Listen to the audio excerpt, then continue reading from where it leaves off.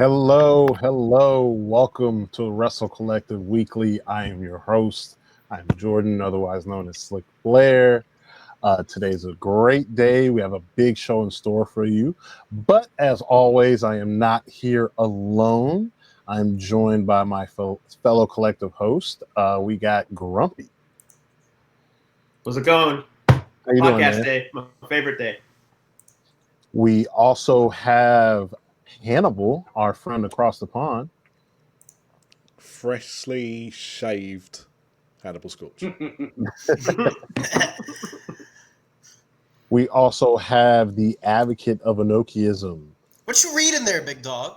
Oh, hi. I didn't see you there. How's everybody doing today? What were you reading, though? I was reading Ollie versus Inoki. Ooh. Great book my friend Evan got me. Very on brand. Very on brand. Yes, very on brand. We're also joined by Big Graps. I'm honoring my fellow big boy, Rex Ryan, and the best way to honor him after a Jets win is to eat a goddamn snack. And of course, we are here. We have our very special guest here today, Brett Vargas, that bald bro. What's up, man? How you doing? I'm doing great, man. You know what is what it is. You know how it is in the world of professional wrestling. There is never a dull moment, man. I'm sure we'll get into plenty of that, man. But yeah, I'm excited, man. It's going to be a wild final 2 months in the world of professional wrestling, AEW, WWE, whatever you're watching, man. Can't wait to get into it. Never a dull moment in wrestling. Yeah.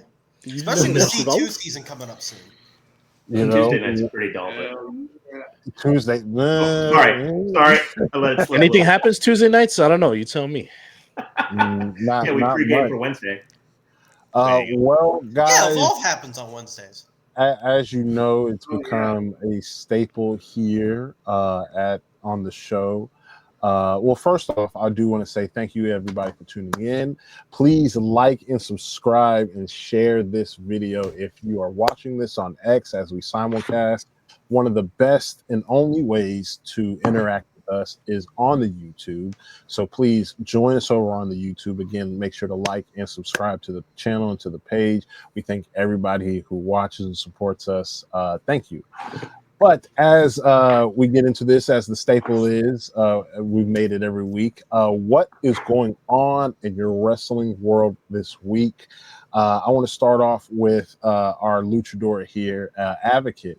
What is going on in your wrestling world? Wrong button. It's been a pretty good week for wrestling. I thought I really enjoyed Dynamite this week, Fright Night, which was a little bit confusing because I kept thinking they were saying Friday night. And so when it came on Wednesday, I was like, what's going on here? But yeah, other than that, I'm in a feud with my barber currently, hence the reason why this is not a Halloween thing. This is just a Shane thing. We'll get into that. We've got a new special segment we're debuting today, so we'll definitely kind of let you get off on that. Graps, what's going on in your wrestling world? Honestly, been a little sort of checked out in wrestling, right? I know a lot of people sort of trending now to see whether or not wrestling's in a lull period. And I'm kind of like, it's still good, but I feel like I'm kind of inclined to agree, right? Like, for full transparency, yeah, I watched Dynamite, but half the time I had like my laptop in one position, I was over on my bed in the other, just like, I can't, it's like, some of the stuff's like, yeah, these are great matches, but it's like, sometimes like I'd rather do this or that. Like I still like paid heavy attention to like the family summit and the 4-way at the end, but that's just kind of where my head's at. Don't worry, C2 season's right around the corner, man. I know, I can't wait. Hopefully it pulls me back in. I just can't believe we're having a lull in wrestling in this, the year of our Lord, when Takeshita finally won the IWGP World title. Right. What the fuck, Grass? I thought we were friends.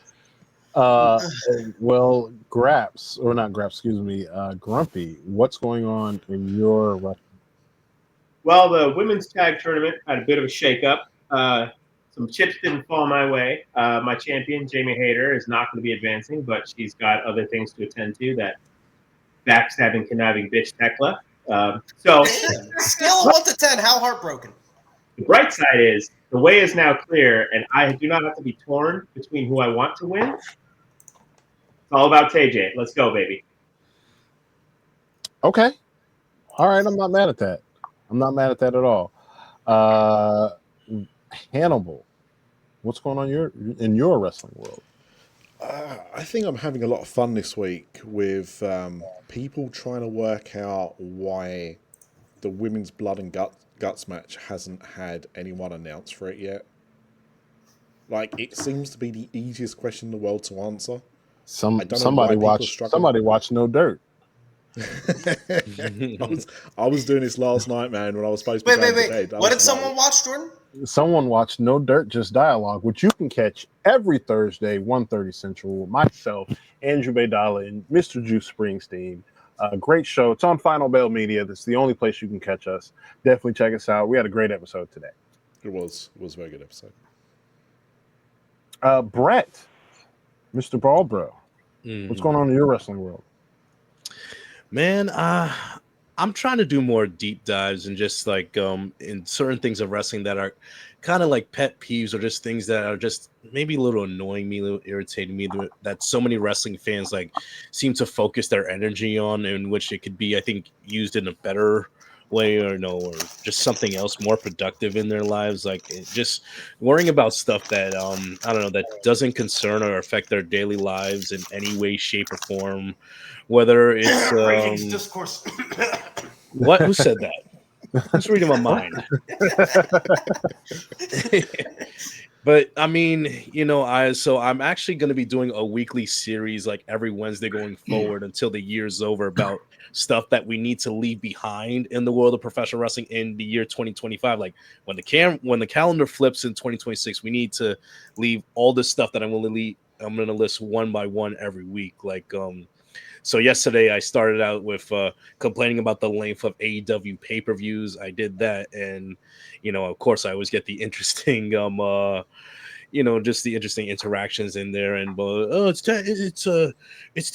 10 matches, 6 hours long. Okay, you're an idiot. You don't watch at all. So I mean, just stop. Go, enjoy your PLEs. That's fine if that's what you want. But I mean, it's crazy to think this January will be 7 years this company's been around. If you don't know by now that Tony likes to stack his cards with great wrestling matches that you get your $50 money's worth, then I don't know what to tell you at this point. It's not a secret or surprise what you're going to expect every month for an AEW pay-per-view. I mean, there's no filler or anything with the show. Like, it is match after match after match. Let's go. That's why I never feels like a 4 or 5 hour show for me, or like most of us were in Texas for All In. Like, that didn't feel like they said it was 8 hours. Yeah, from the pre-show. Like I went to work. Yeah, from the pre-show and then all the way to the end of the main event. Like, dog, it didn't feel like no 6 hour show to me, because the show moved, and like they paced the show good. The card structure was perfect in my opinion. So it was like, it didn't feel like no 6 hours to me. So it was great for me. But that's what happens when you got adrenaline in your soul, But the other things of what you're saying, Brett, because I mean, I've had this argument as well. Is like, you're being charged like $50 to watch the pay-per-view, right, in the States. And who likes to get ripped off? Like, the one I'm a Jets fan. I'm used to every year. All right, except for Jets fans. But the one thing, Hannibal's totally going to get that reference. Someone might.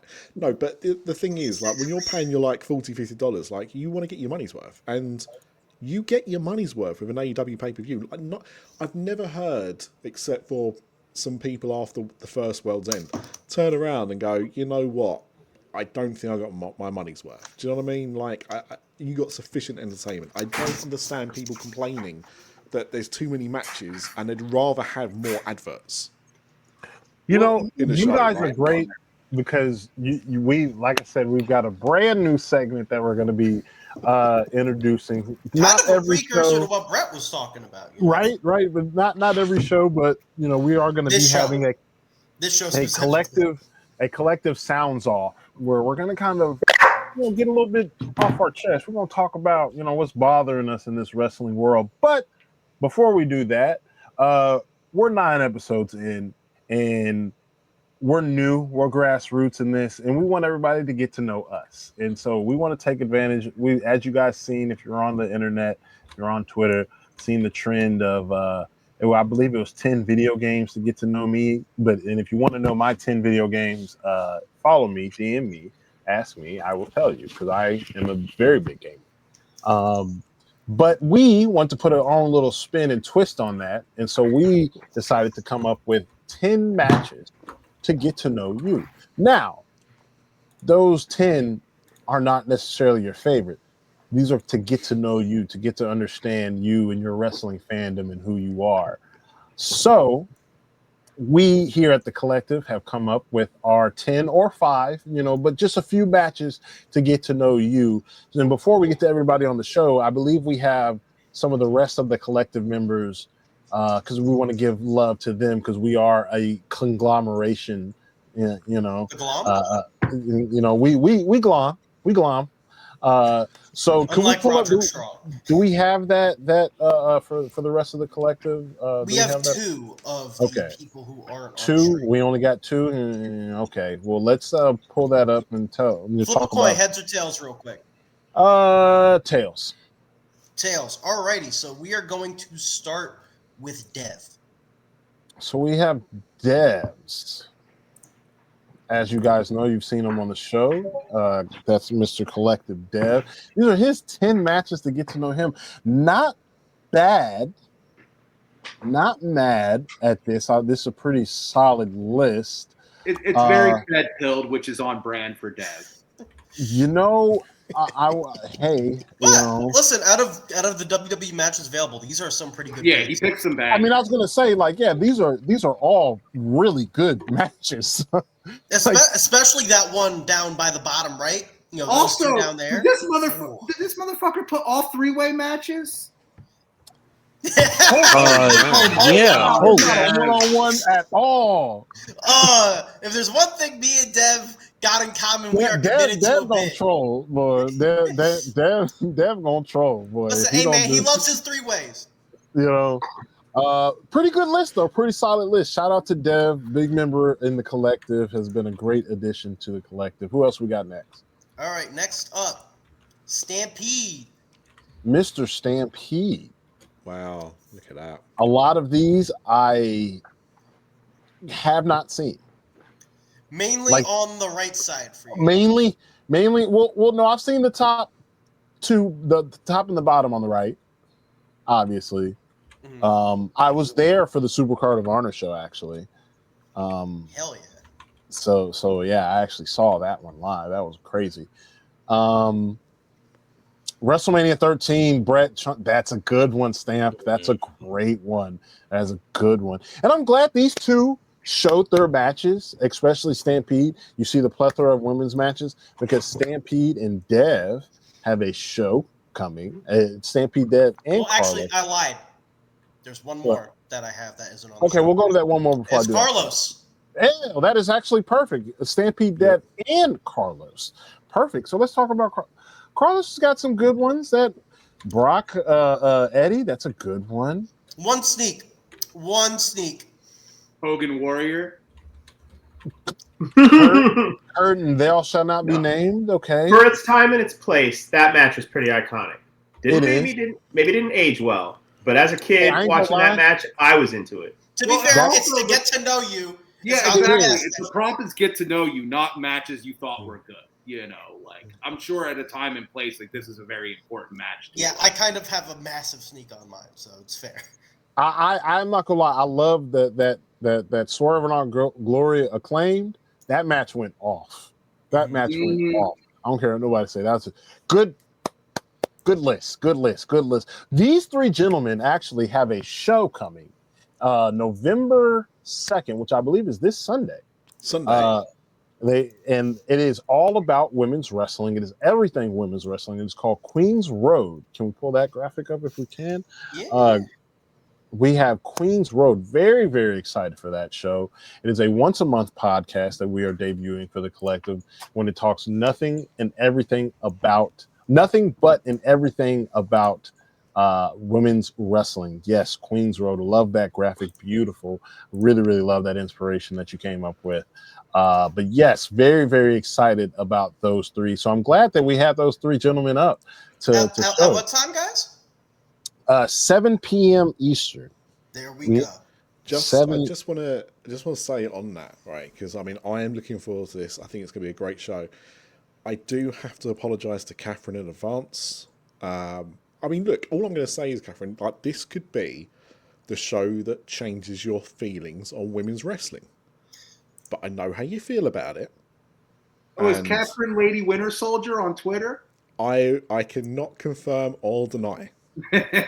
Hold on, so I don't want to forget this because we had Mr. Wrestlefish of the Wrestle-Collective.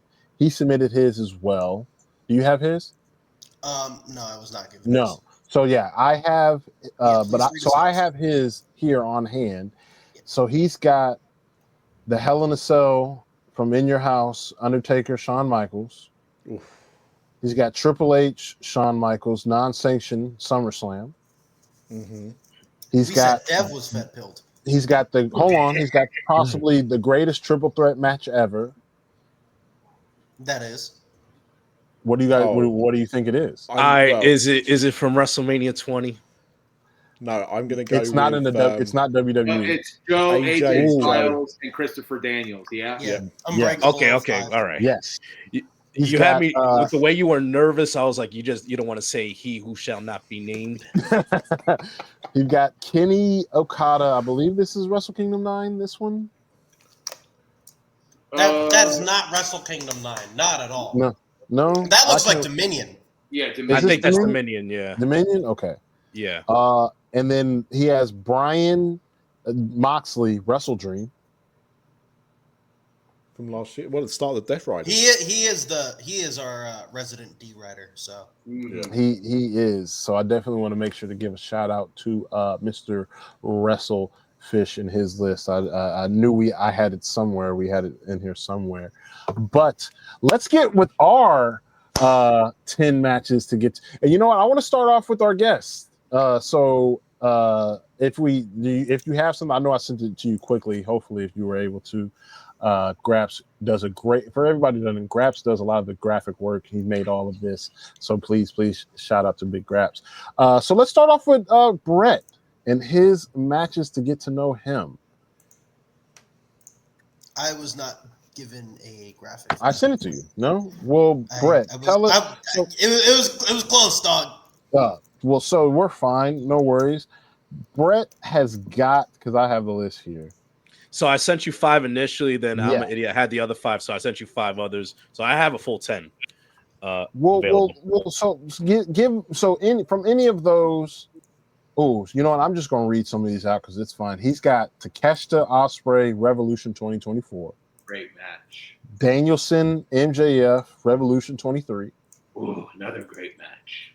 FTR Bucks 2 Dynamite. I like this Brett guy, man. He knows that. Bianca Sasha WrestleMania 37. Nice. Bandito Takeshita Supercard of Honor. Hell yeah. Come on, dude. We were in the house. We were in that building. That was an my amazing feeling. God. That was an amazing feeling. Yeah. Legitimate match of the year contender. It was incredible. So I could tell you right now, just to deviate real quick, like I am stuck in my head between that match and Ospreay Hangman at Double or Nothing. Like I'm at home watching it. I'm like, it's been forever since I like reacted to the last 5 minutes of a match like that. Like the false finishes, like when I thought Ospreay was gonna win, when Hangman won. Yeah, I was gonna say that it's a toss up between those 2 matches. Yeah. I feel like the Double or Nothing match, the stakes feel higher. You know? Yeah. But It was like then the you got it was to like the see it was like to Bandito fight for the walk. future. It was like to fight for the future of Mhm. AEW. So in a sense. I'm gonna ask this, and Yeah. I'm gonna ask this with everybody when we go to the list. So real quickly, out of this, which match is most you? Which one would you say describes you the most? Like on my list, the one that On describes me your the list. most. Yes. Oh man. You know what? I'm gonna maybe go a little left right here, and I'm gonna kick it old school. I'm gonna go Rock Mankind 1999 WWE Raw for the championship.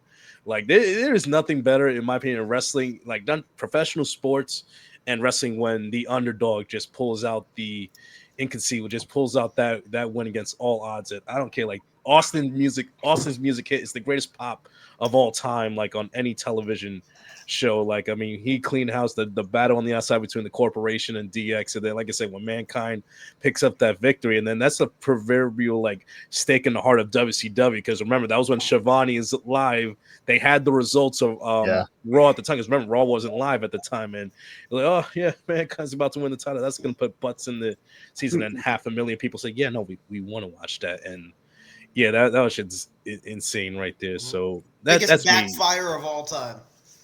Oh, Brett, yeah. Does that mean that you're a big fan of Jericho versus Action Andretti? No. Does that also mean you're a big fan of Tony Schiavone? I mean, who doesn't love Tony? I mean, Tony. I feel like if you don't like Tony, There's one you're the person problem. who doesn't love Grumpy, Tony come on, man. Schiavone. You're the problem, man. Big double finger salute to Tony Schiavone. Fuck that guy. Oh man. All right, let's He's my arch continue nemesis. on. He just doesn't know it yet. Let's continue on. This is so much fun. Let's start. Let's go across the pond and go to Hannibal. What Hannibal's 10 matches to get to know him? Man, my list is random. This is a good one. Oh, Of course, we got don't the have Unbreakable one match. Big Daddy match on here. So one of the matches, you see a picture from a match between the two. It's not the match, but the first wrestling show I ever saw live was It was called Frontiers of Honor. It was a Ring of Honor versus Frontier Wrestling Alliance show, which was a big UK promotion at the time. And the main event of that show was Christopher Daniels versus a guy called Jody Fleisch. Jody Fleisch was an incredible high flyer. He made some appearances in Ring of Honor in the 2000s, but he never really had much of a US career. Fantastic wrestler, and it was the main event of my first ever wrestling show. So it has a special place in my heart. It was the first time, laughing at Carlos, first time seeing Daniels and AJ Styles and Samoa Joe in real life as well. I've been watching them on TNA at the time, but just an incredible show. I mean, I think of that list, if I am picking one match, it's probably Swerve Danielson from All In 2024. That's most you. Yeah, I think so.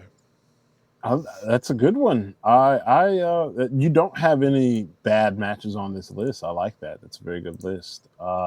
You know what? A list I'm very interested in seeing. Advocates. Advocates. 10 matches to know Let's you. get weird. Let's get weird. I only put indeed. 5. I originally thought we were doing 5, but No, you're fine. No, fine. This is perfect. Hey, that's funny, man. Again, I've seen one of these. yeah. So the one on the top, I mean, it's from But you've only seen one? You've never seen Stan Hansen versus Vader, where Stan Hansen. Oh no, I'm lying. Vader's I've seen that. Yeah. Oh, And that's you've seen the Don eyeball Fry match, right? Takayama too. This is an MMA fight, technically, not a wrestling match. It is the but- greatest MMA fight of all time. Yeah, it's my Hard. But to me, it is also peak pro wrestling. Like, just because it's real, it still feels, it has the tone and tenor of a pro wrestling match. And then obviously we have Ishii versus Togi Makabe from Wrestle Kingdom 9. That's the match that got me into the dance, got me watching wrestling again. Swerve versus Danielson from All In, like my favorite modern match in like the AEW canon. And then Suzuki versus Kenta Kobashi, which is like a really great lesson in sort of pro wrestling storytelling. And like how styles make fights. Really great match. Yeah, it's a great clash of styles. So, which one is most to you? Ooh, the one that's most me is probably Ishii versus Togi Makabe. I was like, oh, if I was a wrestler, I would just be hitting people with forearms and not selling shit. So I identify with that. Ishii, the GOAT, number one. No You know, neck. Ichiban. let's stay with the pure perverts and let's go to Graps. Alrighty. So I do have one repeat with Advocate, as you can see in the bottom right-hand corner with Fry and Takayama. But I also kept it to 5 for the sake of, I know this is going to take a while, so the quicker we get through this, the quicker we could get to the ratings.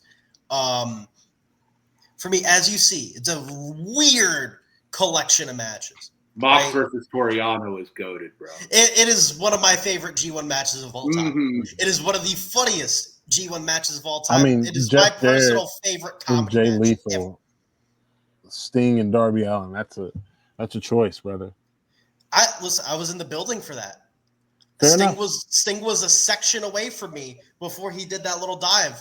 I was like, and plus, there was an old friend of mine. He fucking hated Jeff Jarrett. And I mean hated. How can you hate Double J? Hated. TNA. Have you chose a JC Mateo match? There's a reason for that. I'm gonna stick with the Jarrett Leith, as I call them, the Bree Woo boys against Sting and Darby here real quick, because during that match, as Jeff Jarrett came out with all the guys in the Sting mask, and the old friend I had was like, let me go FaceTime him real quick, just so he could see Double J double screen. Oh, because if there's one thing I will do is if I find out you do not like a wrestler, it's curtains. It's curtains. Now, the JC Mateo match, as you said, this was from Forbidden Door last year. It was before they were known as the Ops. Shibata, Hook, and Samoa Joe faced the Learning Mateo with He Who Shall Not Be Named, Big Bill, and Jeff Cobb. And I did not care for this match whatsoever. I had not a lick of interest. This, if you want to know from when I went to Forbidden Door, was my piss break match. So I get up, I go leave. I was so thankful that Jericho match came up because I needed to go, brother. And so I leave, and you know who I run into as I'm getting back to my seat? Chris Hero. Oh, nice. That's a random encounter. That is a I mean, very you guys work for them, but like still. Chris, I think he was in his pink polo too. You know, the one from All In. Yeah. Oh, And I was like, "Oh, I didn't expect to see you out here." He's like, "I work here." That's not the point he was making, though. It wasn't like, why are you in the building? It's like, why are you here? You should be backstage. Yeah, like, yeah. No, I other didn't expect to see Chris Hero just out and about after I beat the guy who won NFL Fan of the Year just like 5 minutes beforehand. And then, of course, as we saw, Toriano, Mox, and then sort of my golden child here up in this upper right-hand corner, Naito Omega, grew up a big Naito fan when he had come back from an excursion in CMLL. Always preferred him over Kenny, and to see him get the win of the G1, if only Gato had followed up on booking him how he should have been booked and giving him the title at Wrestle Kingdom 12. It probably would be the match that is most me, but because of that, it's not. I'll say for the sake of what we got here, I'll go with two. I'll go with Fry Takayama and Moxley Yano. Those are the two matches that are the most big graps. Don't worry, Graps. One day Gato will pay for his crimes.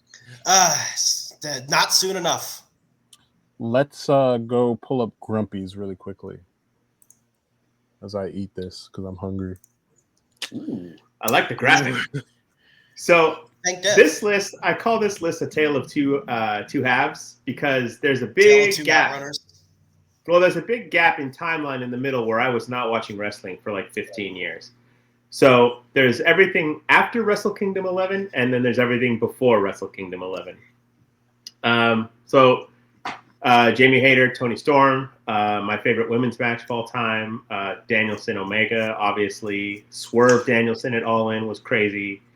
Like I said, Okada and Omega at Wrestle Kingdom 11 is what got me back into wrestling. Now, some of the WWF matches that I watched that stuck with me as a kid, anytime the Rockers were on TV and the Hart Foundation, really sparked my love of tag team wrestling. I probably love tag team wrestling most in the wrestling world. Yeah, Outrunners matches on here. Yeah, it started with those guys. Mankind and The Rock I Quit match, I always remember because when he put the microphone up to Mankind's face to say I quit, and they had that weird voice go over the loudspeakers, of the whole controversy. Shamrock and The Rock, when Shamrock was like lost in a red haze and tried to snap The Rock's foot right off of his body, that was awesome. The casket match, no, that's the wrong casket match. It should be Triple H and The Rock, I think, because that's when the Triple H. That's when Triple H took the sledgehammer and was beating the living hell out of the box with Rock stuck inside. So that stuck with me.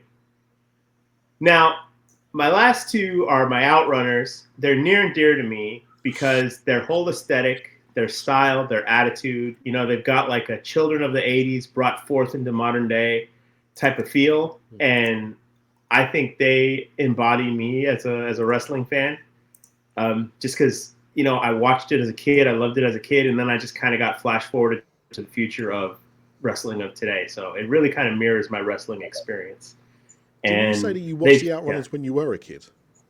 I mean, I'm in the bottom left. No, I'm just kidding. Yeah, the Outrunners versus the Von Erichs, man. Yeah, that was one of my fondest childhood memories. I mean, they are young the Outrunners versus the Briscoe brothers, not the Briscoe, the Briscoe brothers. Yeah, but yeah, that's my list, man. I mean, a little old school, my favorite is the Outrunners versus Legion of Doom. Oh yeah, great match. You mean the Road Warriors? Well, tore the house down. That's where the Road Warriors learned the Doomsday device from my Outrunners. They handed it off to them. You know, it was called the Outrunners Pop before. So many people have stolen finishers from my champions. It's disgraceful. I mean, you only steal from the best, so it makes sense. Yes, there you go. I know I sent them mine late. I don't think you guys got one up for me. Oh, you did. You were able to get it. Nice. Yeah. So this is me. Very simple. Oh my god. What's crazy about it? What? Give me what is it? Which one? Triple H and Booker T. Because these are matches to get to know me. Oh, okay. I gotta get that in my head. Okay, gotcha. So that match influenced. Was that the first time you tasted disappointment? Not the first time in wrestling. You gotta the finger poke of doom happened. But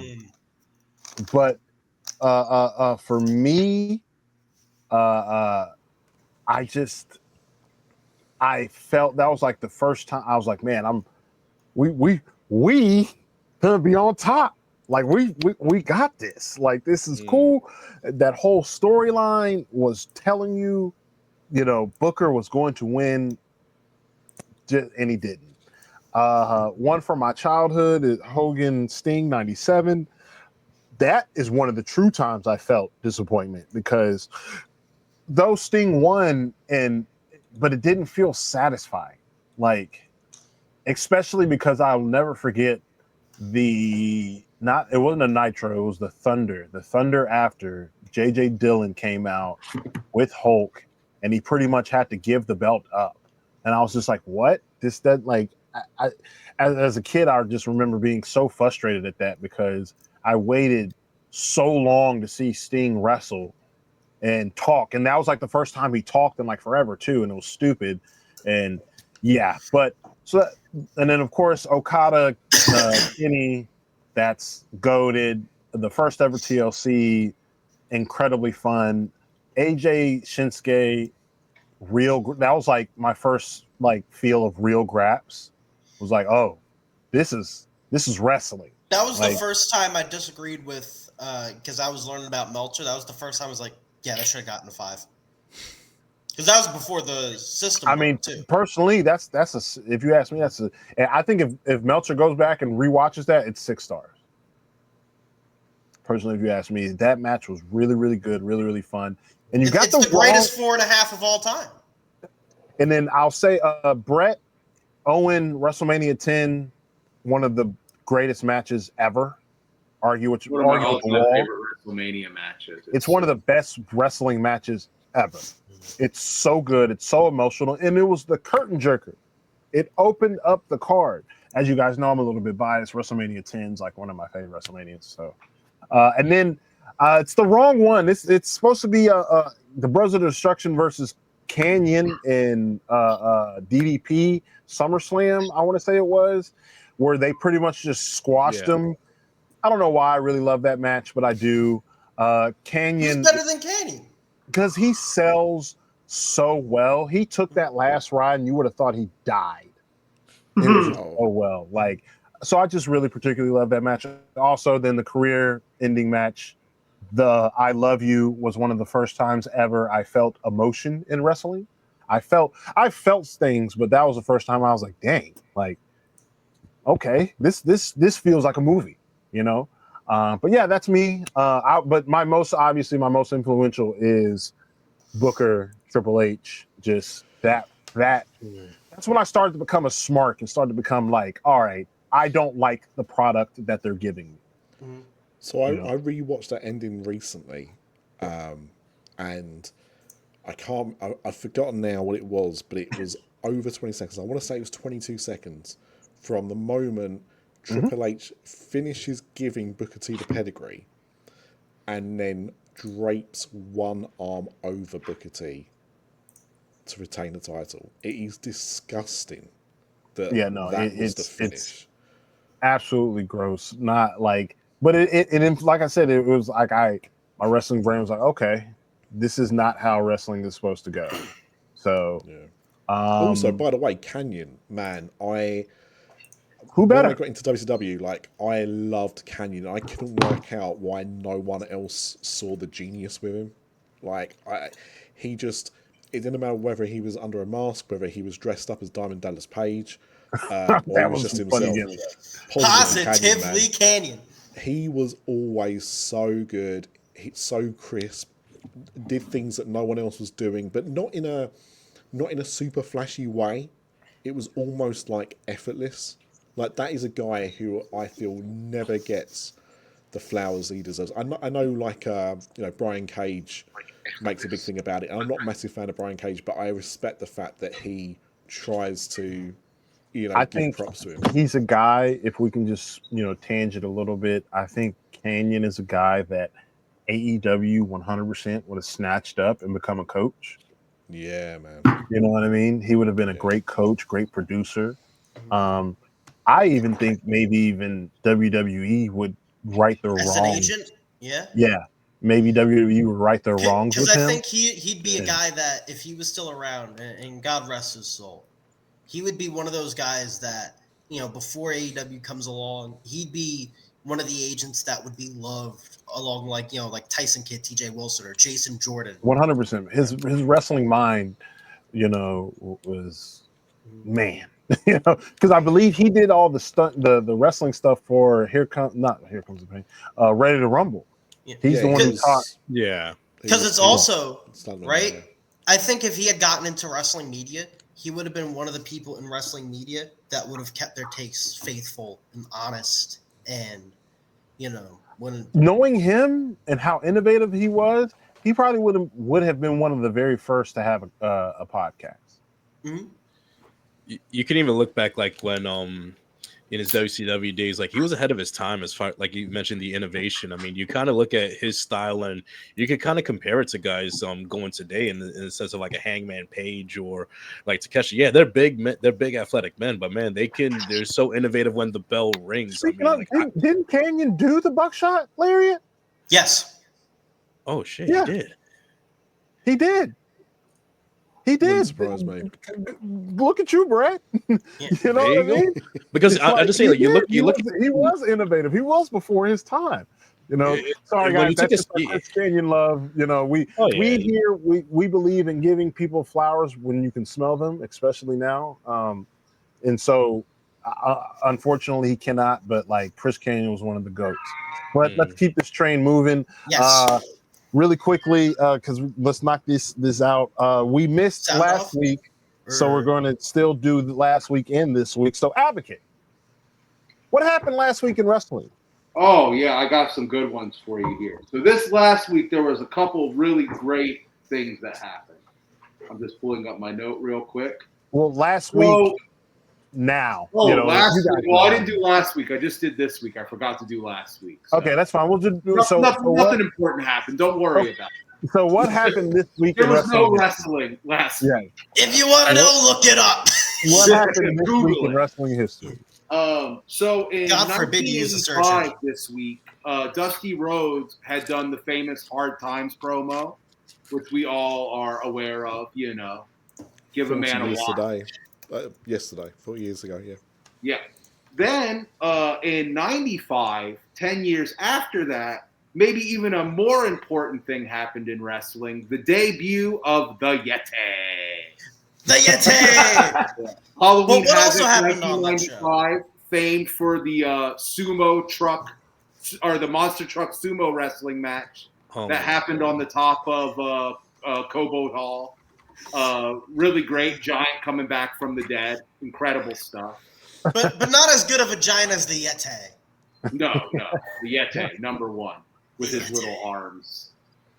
In 2019, we crowned our inaugural AEW Tag Team Champions, SCU, Scorpio Sky and Frankie Kazarian. Wonder whatever happened to those guys. Last year, AEW had the debut of Bobby Lashley.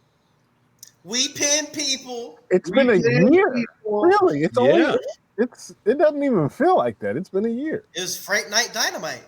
Mm-hmm. Came out because after remember he had the Swerve match. Benjamin. Swerve had a match with Shelton Benjamin, a really good match. Yes, really good match. And that was the inciting incident to have Bobby Lashley debut. We pin people. But that is your This Week in Wrestling History.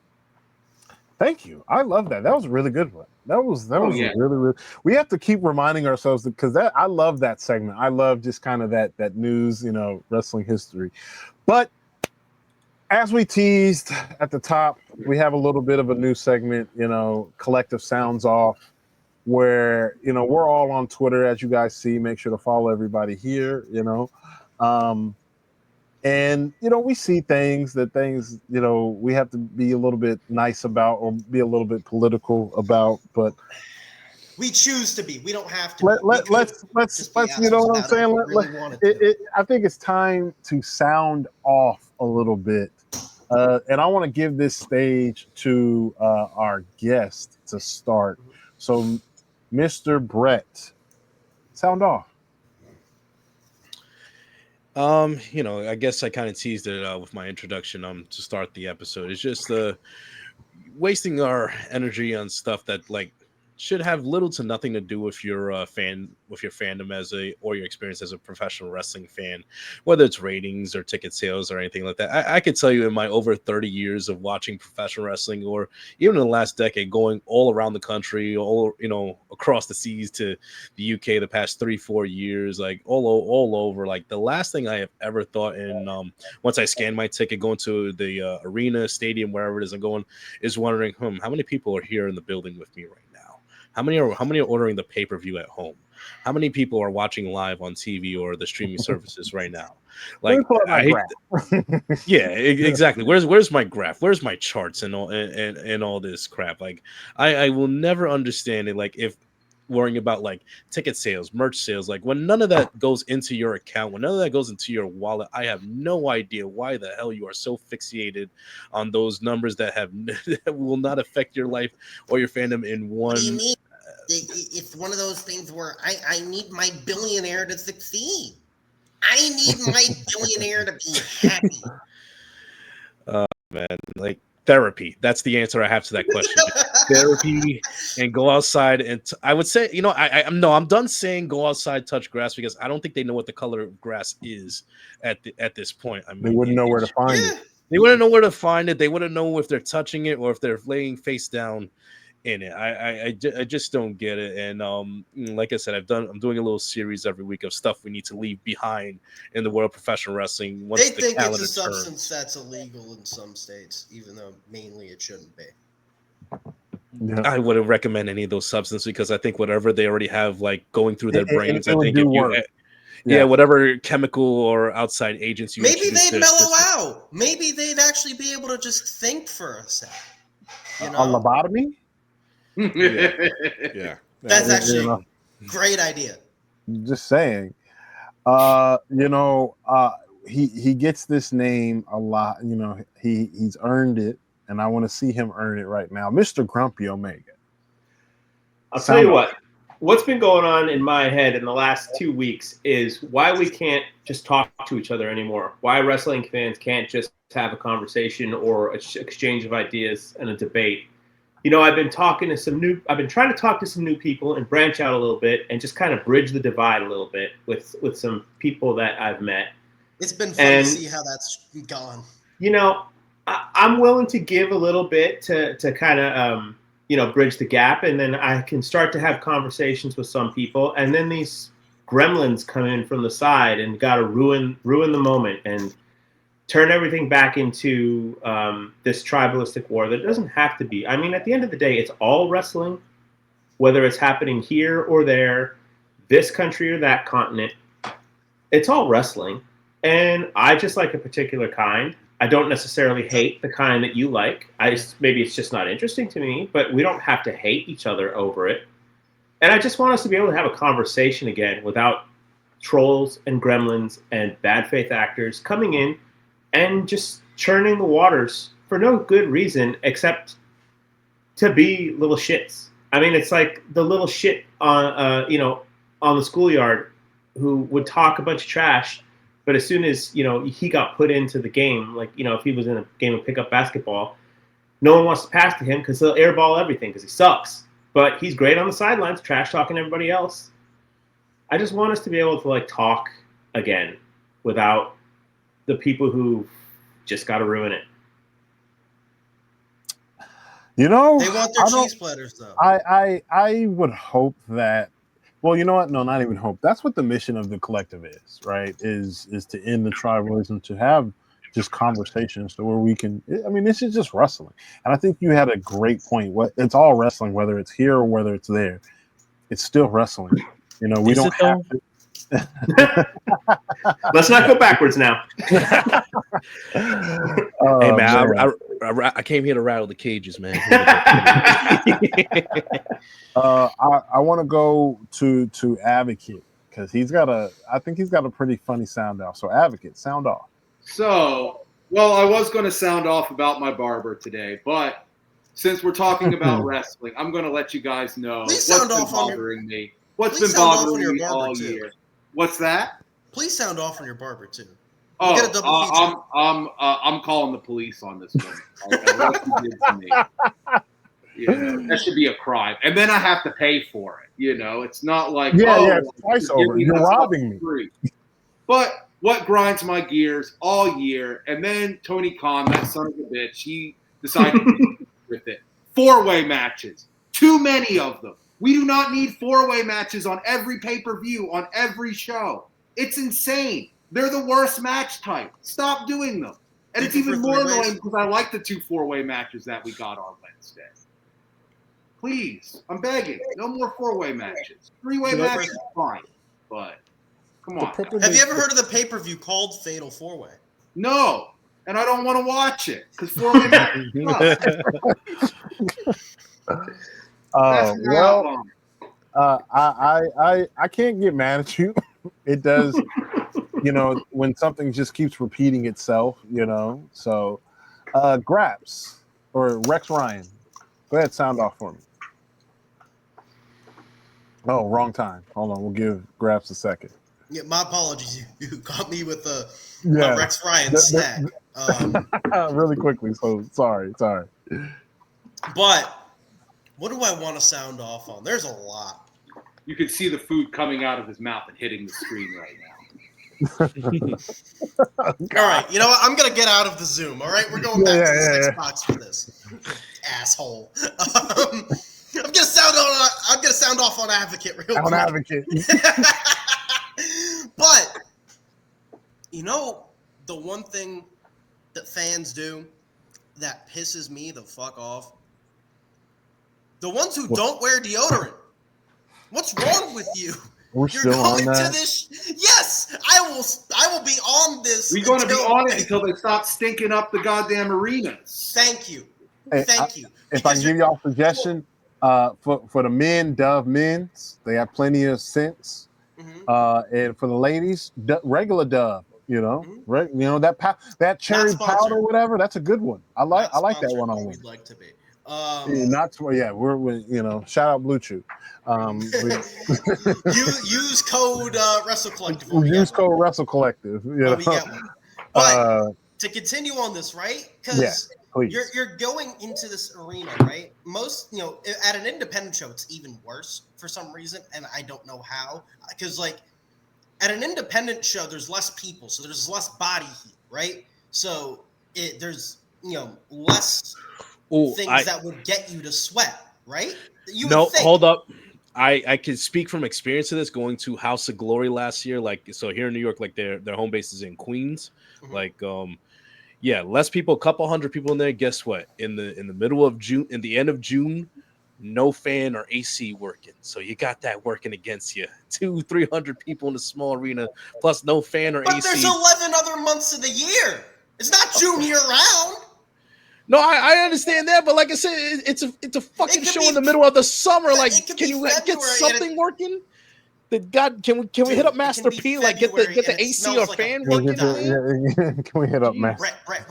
It can be February and it still smells like a pig died. All right. Yeah, but I'm saying those are elements that are fixable though. That the company can how do you say can control? Fans can also fix these elements. Use deodorant, right? You have two armpits, right? That you tend to sweat out of a good bit. There's this thing called deodorant. There's a bunch of brands: Old Spice, Dr. Squatch. Just don't use Axe. But I think the bigger issue is that these fans need to shower. I'm like, I don't need you trying to cover up your BO with Axe. I don't need to spell Axe and BO. That's the thing. If you got BO and you cover it up with Axe, you're a terrorist. There's deodorant no other way about it. Deodorant will only go so far if you don't shower. Exactly. Because it's only just here. If you don't wash your ass, then it's gonna stink. Use body wash. Use bar soap. Soul's been hanging out. Brush your teeth. Floss. Because your breath stank, your ass stank, your pit stank. You overall I told you to stop making out with dudes at wrestling shows, man. You're gonna get contact gingivitis like that. But it's you can get upwards of 10,000 people in a building, people packed in like sardines, and then you got your stank ass body heat rubbing off, making it worse. I don't get it. I don't get what's so hard about. Do you not want to pay your water bill? Is that it?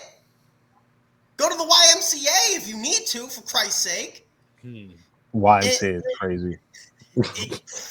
Listen, because people are smelling like a 6-pack of donkey ass, and I'm sick and tired of being sick and tired. You know what? That's a good one, to build me up, because I'm going to sound off really quick, because Hannah, I'm going to let you close out. I'm gonna sound off really quick because I'm on Twitter. Not always, but I'm on Twitter, and every week I see the same group of guys, the same group of people holding watch-alongs to hate on a 3-letter company. That is incredibly fucking weird to sit there and watch along, and all 4 or 5 of you dudes, oh my God, this is so bad.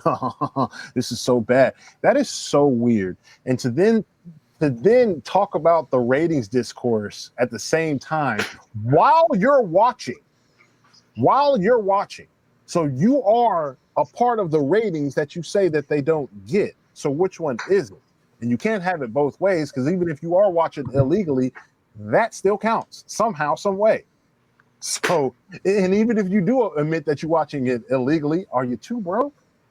So which one is it? You either too, you don't want to, either you're going to support and say you're supporting on the low, or because you can't have it both ways. You can't have your cake and eat it too. But it is so and completely weird to have so much vitriol and hate on a company, on people who do not have anything to do with your life. If you don't like it, cool, don't watch. But that's the thing, you guys don't want to admit that you like it on the low. You guys can't admit it. You guys can't admit that, oh, I actually do enjoy this, because the grift is you leaned into too hard into the grift. To live tweet the show, use the hashtag for the show to help promote the show. Like, it makes no sense at all. You guys are losers. You guys need help. Wrestling is not the end all be all. Twitter is not the end all be all. I suggest that you find other fandoms or other things that you like, or I can just wrap it up in this nice little bow. Get some bitches. Listen, if you want to be miserable, there's 4 letters on here. JETS, Jets. I'm just saying. If you want to be mad at a billionaire, be mad at Woody Johnson. It's just weird. Like, you can not like it, right? It's okay to, you can even criticize, you can punch, you can do all of that. But the lengths of which you're going at this, holding spaces and doing all of that, it's weird. It's incredibly weird. But let's get on to Hannibal. Yeah, because this, I'm done sounding off. So Hannibal, sound off. Yeah, go ahead. You did the Superman, yeah, go ahead. So sound off. What do you got? What's that thing he No, does? Mission Impossible? Yeah. Yeah. Right.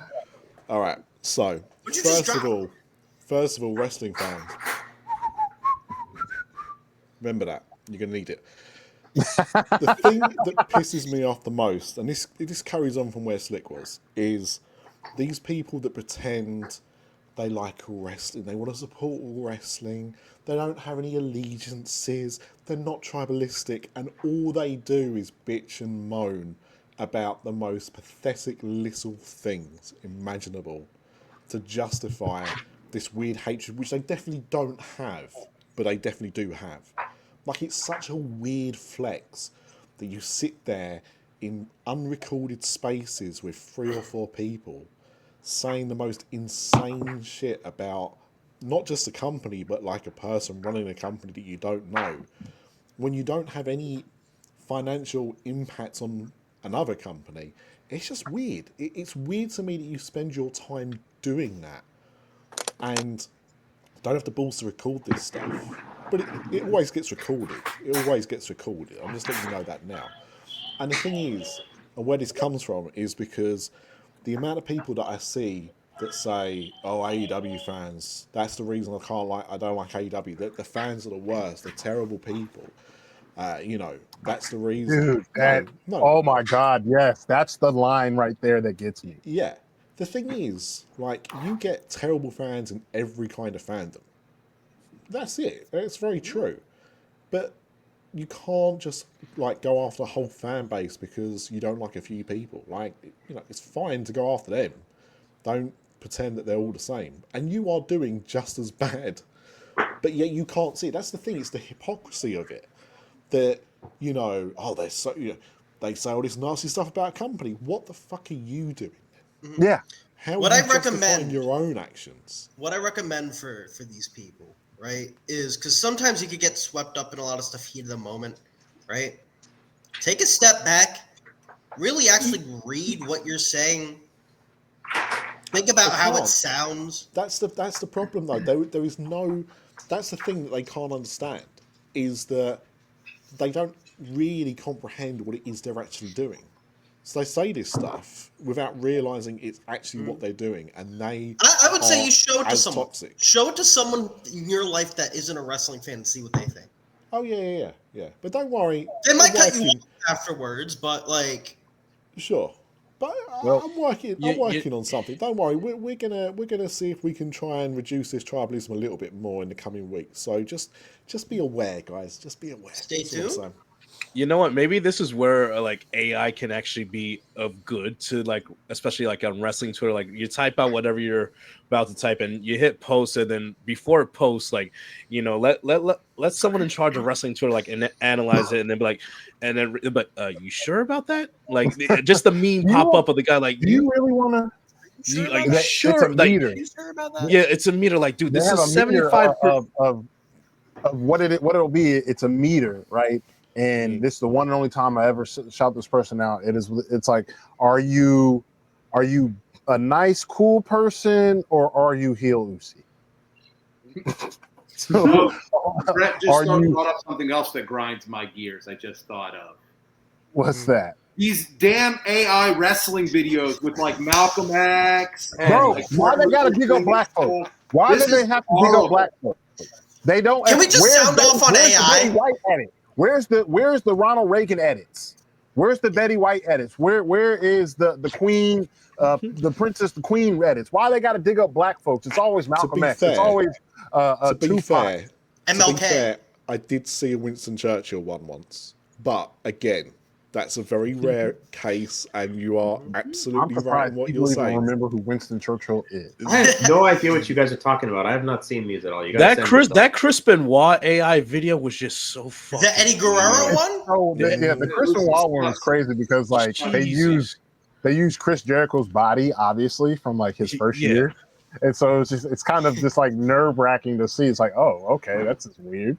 I know this isn't. Hang on, I know this isn't wrestling, but it just reminded me of something. There was a video. I've seen a few of these where somebody does like a timeline of a celebrity. You know, from when they started their career to like. They did this with Nick Mangold, who died recently. Right. Yeah. And they take these pictures of Yeah. different times in their life, and it's like, oh, let's do an AI Yeah, thing. but So it's like, but oh, get I'll walk this. into this, and I go stop for the pic. Like it's the Giovanni Vinci NXT entrance. I'm just gonna but take get this to this. sound off on AI generated though. imagery and video as a whole. I'm sorry. Grap, let him to speak. Sort of Hold on, run let with him your speak, thunder Grap. here, Hannibal. But this has been. But the thing with the Bruce Willis one is it gets up to about the midway point of his career when it kind of like has a bit of a resurgence after Pulp Fiction, and for some reason it turns him into Samuel L. Jackson. I fucking hate. And I was like, I was pissed myself laughing. I showed it to my wife because she hates this stuff as well. And I said, like, just watch this like 30 seconds to see if you spot anything wrong. And she's watching, she's like, and then he turns into like Samuel Jackson, and she's like, so yeah, AI videos like that can definitely get in the bin. I'm with you there. Well, I like this. This is a fun. We may have to implement this more often for sure. A collective sounds off. I want to do this next week. Yeah, because we and of course we were always going to find things to sound off on. That's fun. But let's get to what we're here for. This has been a fun subject, fun topic, something that we've been brewing and cooking up for a while. We finally kind of figured out exactly how we're going to do it. So as you guys saw in the thumbnail, and we're going to try to do this as rather not quickly, but expeditiously, paying respect to. Yeah, we gotta get here in like 25 minutes. So we're going to be giving AEW rankings. We are going to be ranking AEW stars as if we were making our own AEW 2K26 video game. The parameters will be as such. Nobody going to be ranking lower than a 60, so we're going 60 to 99. Keep in mind placement on the card, physical ability, these things, actual attributes to the, and that is this going to be a playable video game character, so on, so forth. And then we're going to have it a kind of tier list. So we're going to pull up a superstar. We're going to pull up a wrestler. We're all going to kind of talk about them. We're going to kind of come to a consensus on a rating, and then we're going to tier list it from there for there on out. Okay, so Graps, give us our first one. Our first one. All right, you want to start out hot and heavy? Yeah. Let's go. Yeah, let's do it. All righty. Who better than the world champ? The men's world champ, the Hangman, Adam Page. I mean, again, if we were making this game right now, he would be the cover athlete. And I think that alone, and him being the champion, I say 96. I gotta disagree. I'm thinking a 94 because one, I wouldn't have Hangman as the cover athlete right now. I'd actually have to go to Ospreay. But I think in terms of the year he's had, I think he's had one of the best years in pro wrestling. I might be rating him a little lower. I get it, but I just I try to stay away from 99 and I try to stay away from 60. So that's just sort of my rationale on it. I think he's had one of the best years. I think out of the guys in the men's division, out of all the active guys in the men's division, I think he might be the highest. Maybe there might be one or two more that I'd have above him. So that's why I'm going to put him at a 94 personally. Someone said go ahead. 89. So let's go to Hannibal. Hannibal, what you got? What are you thinking? I'm just someone in the chat. Ribshot said 89. That's insane. 89 is crazy. Bug That is out of here. madness. Man. 89 is crazy. Madness. Jesus. Look, I think even if he wasn't the champion, which obviously he is at the moment anyway, I think you'd have to go no lower than 93, no higher than 96, 94, 95. I think is perfectly acceptable for him. Brett, what do you think? I mean, listen, he's the champ. He's the man right now. I mean, the way he finished All In, the way he beat Moxley, I mean, it was just amazing. I think his second run is so light years ahead of his first run. He's the total package and everything. Like you said 95. I'm gonna go a little further. I'm gonna say 97 for Hangman. I like that too. Let's go Advocate and then Grumpy. I'll let you close it out, and then we'll kind of come to a consensus. I'm gonna go with Brett. I think a 97 is the right number. I wouldn't put him or Ospreay on the cover of the game. I would put Mox on the cover, stabbing a guy with a fork in the eye, because we're gonna have to, he sort of defined like this year. We're gonna have to get to the end. We're gonna have to, because that's a good one. Yeah. Like who would be the cover athlete? Yeah. Yeah. Does it have to be one? You could do multiple. You could do people in a match. And I already got my answer in my head, but I'll save it for the end. Yeah, I don't think you want to do the thing that AEW always does, which I don't like. 27 people. Promotional No, I won't do that. As many people on there as possible. I'm not a big fan of that. But two people would be okay. But yeah, I'd say for Hangman, I'm going to put him at 97. Grump, what do you got? I definitely have him rated as the highest rated wrestler on the roster. That being said, I think 95 is appropriate. So we're all at least at 90. I think we can average out and say 95. I think 96 would be where because a lot of us are at 94, and then some of us are 95, some of us are at 97. So I would put him at 96. Okay, so 95, 96 I think is fair. Then so 95, 96. Okay. Let's go next, because we don't gotta speed through, but we ran a little bit longer maybe. Ooh, this is a good one. Okay, Bandito. I give him 100. No, I got Bandito. I got Bandito at an 80. 80? Oh no way! Are you kidding me? Wow. He's not main event level yet. 90 and above. Ladies and gentlemen, we have come to terms on future endeavoring Jordan Carter, aka Slim Flair. I'm going to anti-Bandito propaganda. I'll say he is at the minimum, I'll say 89, 90. Okay. No, see, I think you've given in to the loudmouths in the group. I think 80 is a little bit low.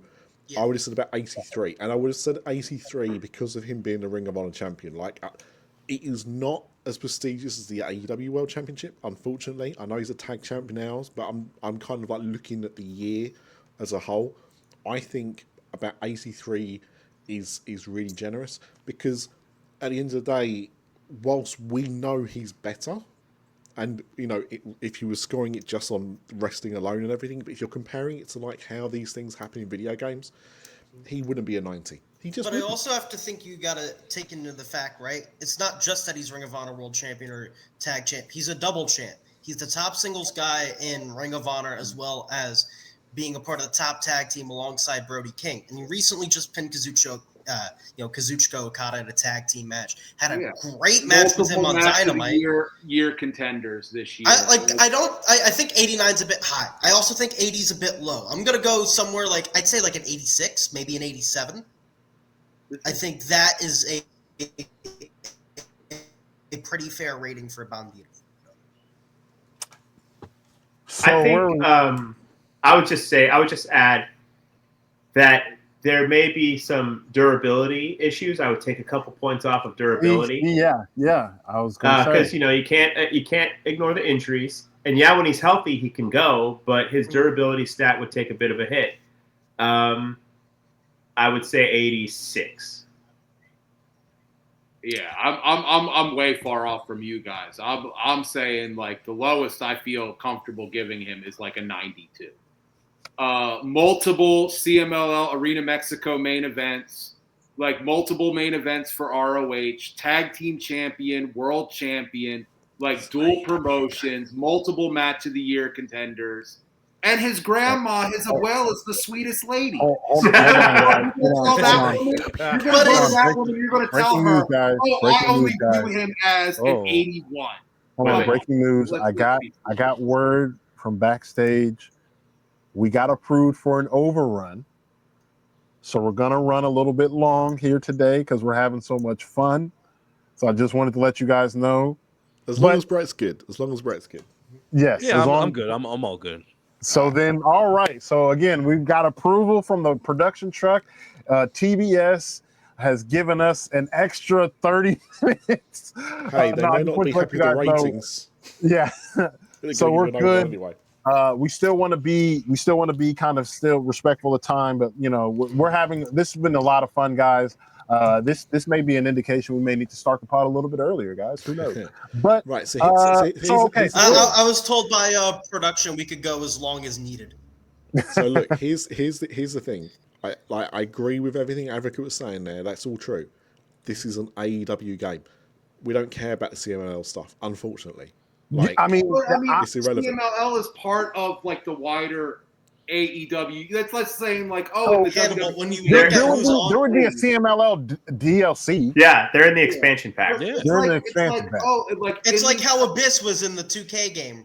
Or a WCW World Tour for Nintendo Switch. Yeah. Now there's a game. I think he's at least an 80. He's at least an 80. He's at least an 85. So at least so can we let's agree and say let's say 85. 85. I can live with that. I'll live with that. You know what's funny? This is a video game rating. This year he could be 85, but next year, when 2K27 comes out, he could easily be he could very easily. Yeah. So I'll take that. That's fine. If he keeps out of the injury list, then yeah, he definitely break 90. Yeah. Okay. Who else we got? Next up on the docket is, let me close this, Lashley. Look at that render, by the way. Look at how he's cheesing. 90. 90? No way, dude. No way, dude. 90. No way, dude. 90 and you scored Bandito lower? I scored it because of the physicality. The physicality. Bandito be holding people up on the freaking suplex for minutes at a time. Here's what I got to say to that. Okay, so you've got your physicality stat, you got your strength stat, and then you've got your endurance stat, right? Bandito clears in the endurance stat.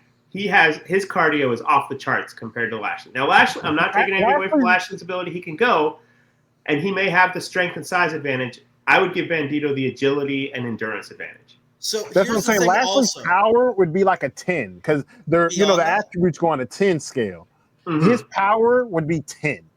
No. It goes on 100. His power would be like a 99.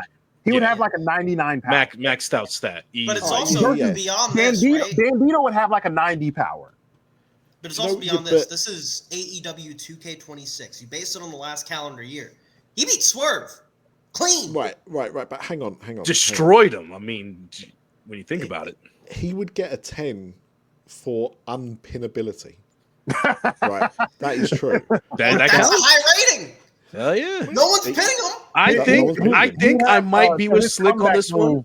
His comeback move I got would him be as an unpinnable. 89. Nah, I'm with 89, Slick. I'm advocate. a 90. I listen, like it's just him and Shelton. You could go back 20 years and you wouldn't. If you show a picture of 20 years ago and now, like you wouldn't be able to tell which one is which. That's it's insane. I would go. That's true. I would go 90. I'm sorry, Well, this is why you couldn't have them in the game as legends, because if you did their retro look, it's the same as their modern look. Yeah. And that's All you 'cause it don't- change is the gear. That's because it don't That's crack. it. But So advocate, we're because you got a sound off on this one. I could not. in You're the good main dissenter. conscience Yeah. Give this guy. I would agree to I would give him the same rank. If Bandito's an 85, then I'd be like, okay, you can give this a guy an 85 based on like the pedigree, like the wins and losses, all of that kind of stuff. But I'm like, this guy ain't never had a match in AEW worth watching. I was like, after That's his a theme lie. song plays, That is a that's lie. all. So what are you giving him? What are you giving him? And his matches are boring. I would give him if I was ranking it independently, I would say he's probably like an 83, 84. Good. But no. Look. I'm gonna agree here, and I'll tell you why. Because the thing is, if you're looking at because you're supposed to look at what they've done in the last year, right? Mhm. And in terms of, they had a very dominant tag team title run, right?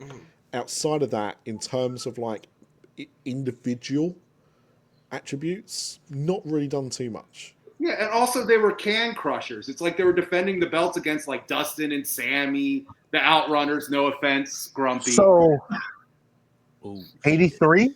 They defended against Yeah. FTR. I would say I would give him an 85. I would give him the same as Bandito because he is pushed heavily. So I'm taking that into account.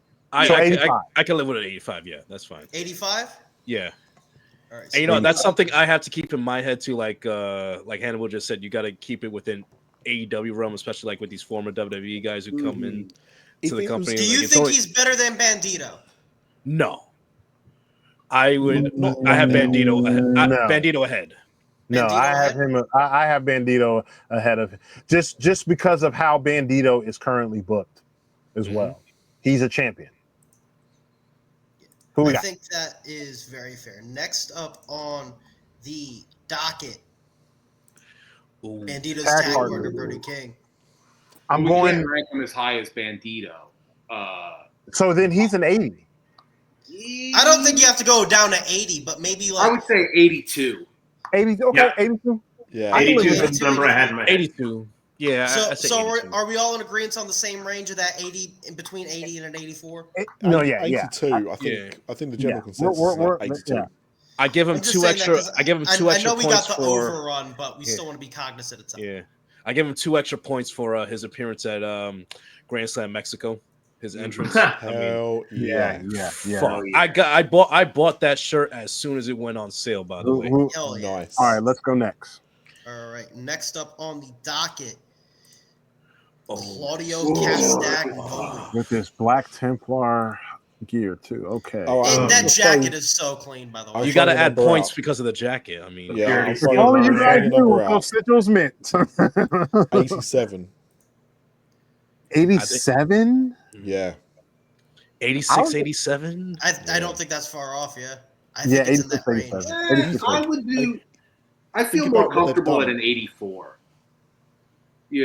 Right at the same, because he's been mostly heavy for Moxley, whereas Bobby Lashley and Bandito have been winning titles and stuff. He was a trios champ. Yeah, but it's the trios title. Trios champ, ROH champ. Belt to belt, brother. Would you rank him ahead of Brody? Yeah, I would give him an edge over Brody. Oh, that's tough. I think I'd have him tied. Honestly, I don't know. Yeah. That's I would a have coin him- toss. I That's a got coin him toss. I got him and Brody tied because if you switch, you could easily switch their characters. Yeah, Like, I think they're 82 is fair. Yeah, Mhm. you could put them next to each other. Yeah. All right, who All else right. we got? Next up on the docket is going to be the man who just came back around All In time. Big feud position for him. Darby Allin. 89. Only because of his position in the card, 90. I'm giving him I was thinking 90, 89, around that area. 89, 90. No, I would have him much higher. I mean, like, I would say, one, he's like, right now, he feels like, like the main event. Okay, but again, what's he done the last year? He spent most of the last year not. But is it just the last year? Or is it the totality? Because Brett brought up Claudio's ROH World Title.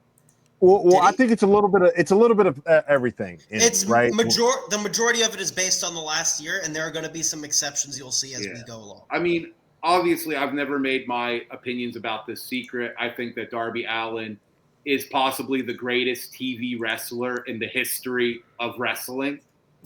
He's never had a match that I wouldn't even say he's never even had a bad match. He's never had a match that like wasn't at least good. Yeah. He does things that nobody else does. He's the best at using his weight. Wrestler would take. I would say if we're giving Hangman a 97, I would put him at like a 96. I would put him right below Hangman. Whoa. I could be persuaded to go 90, just over 90, but I wouldn't put him as high as Hangman. I'll say Advocate gave me a decent argument, so I'll put him at like a 91. I wouldn't go higher than 92. Yeah. That's sort of I wouldn't go higher than 92. So are we in a consensus between 90 and 94? Yeah. All right. So then we should at least give him a 94 because that's still, that's lower. Hangman's a 97. But you see the bracket though, right? You could put him in that tier right below Hangman. Oh yeah. I think the tier. I agree with that tier. Yeah. That's general consensus. Like he's knocking on the door. Yeah. So, or he's jumping through it, honestly. Yeah, right. On fire. You guys ready for a bit of a change of pace here? Yes. Here we go. So, the way I sort of thought about it when picking out guys, besides the suggestions that were given to me, is if we want to get a little fun, let's make sure that they've at least appeared in AEW, even if they didn't wrestle for them. So the first under that category, the Great Muta from 1996. 96 Great Muta? 96 Muta? Yes. 94. Yeah, I agree with that. I think that's spot on. Yeah. I think a 94 and 93, he's our first former IWGP World Heavyweight Champion. Yeah. 94. Yeah, 96, he's at the top of the fucking world. So yeah. Would you say he's above or below Darby? Above Darby. Below. He's in the same tier, but he's ahead. Well, I'm wondering where I position him in this tier. I would say honestly they're even. Mm-hmm. I would say they're even. Fair. All right, so let me go ahead put this up on the tier. That was a good one. That was a real okay. Yeah, hey, that was a good pull. If you guys are watching this and are having fun, again, please make sure to like and subscribe. Share this video. This is really, really fun. This is probably one of our best episodes yet. Thank you, Brett, for your time. Yeah, we got about 210 people in here right now. For all 210 of you, whether you're on YouTube or on the Twitter, I just want to let you know, if you want to be able to hop in and comment on the stream and interact, give your ratings, right? As we are giving our ratings here, if you want to be able to give your ratings of these wrestlers, our comments, I do not believe, are enabled on Twitter. They are enabled on YouTube. So if you want to participate, if you want to be a part of this, join in on the fun with us, which we would love for you to join in on the fun with us. Hop in on the YouTube. I think we've linked it in one of our posts, so you'll be able to see it. Or just look up WrestleCollective on YouTube. We'll show up there for you guys. Don't worry, Brandon. By the way, we've got some women on the list. Don't worry, we'll get there. Oh yeah, we do. Matter of fact, can we get to a woman really quick? What are we bringing up? Can we bring up a woman on the? Can we do, or do you got one up? Yes. I gotta, because it only allows me to add 10 files at once to here. So I've been adding them and taking them down. Yeah, so. adding it and loading. No, you're good. We appreciate. Let's start out hot and heavy with the women though. Athena. Oh, 95, gentlemen, 95. No, 95, yeah, 95. 95. Yeah. 95. Crazy. And her finisher, I think, would be like when she does it, I would want like the old school. The camera stops and like pans over, flashes and whatnot, and boom. Yeah. I'm gonna have to go with a 91. I disagree. I wouldn't go as high as 95. And here's why. Because as great as she has been, especially as a competitor, one, she's primarily been featured on Ring of Honor, which, not to mince words here, is a lesser brand than the AEW brands. And two, when she's been on AEW, whether it's against Mercedes or Tony, she's lost in those big spots. She's only had one big win on an AEW show, that being that Casino Gauntlet. So I think with how she's been booked, she's been booked strong, but I don't think she's been booked on the level of someone like Tony or Mercedes, who I'd be more inclined to give a 95. So that's why I'm going with something like a 91 or a 92. Yeah. Okay. I'll go 93. Give her a 93. Yeah, I'll go 93. Yeah, so 93. We'll put her in that bracket of category, 90 to 94. So Yeah. I think I have her here. Do we want her above Darby or Muta? I think she put her third. Yeah, I think that she's right behind both of them. Yeah. All right. Yeah. I mean, considering how she's been booked, like you said. So let's get another one. Another woman, or you want to get back to the guys? Let's get another. Yeah, let's get another woman. Let's start even this out. Let's show some love. We got Queens Road coming up on Sunday, so let's give some love to the women. All righty. Dev, you've Next got to up stop here, trolling the account, the comments, man. Windsor. 78. 78. You said 78? Yeah, I agree with 78. Yeah, 78.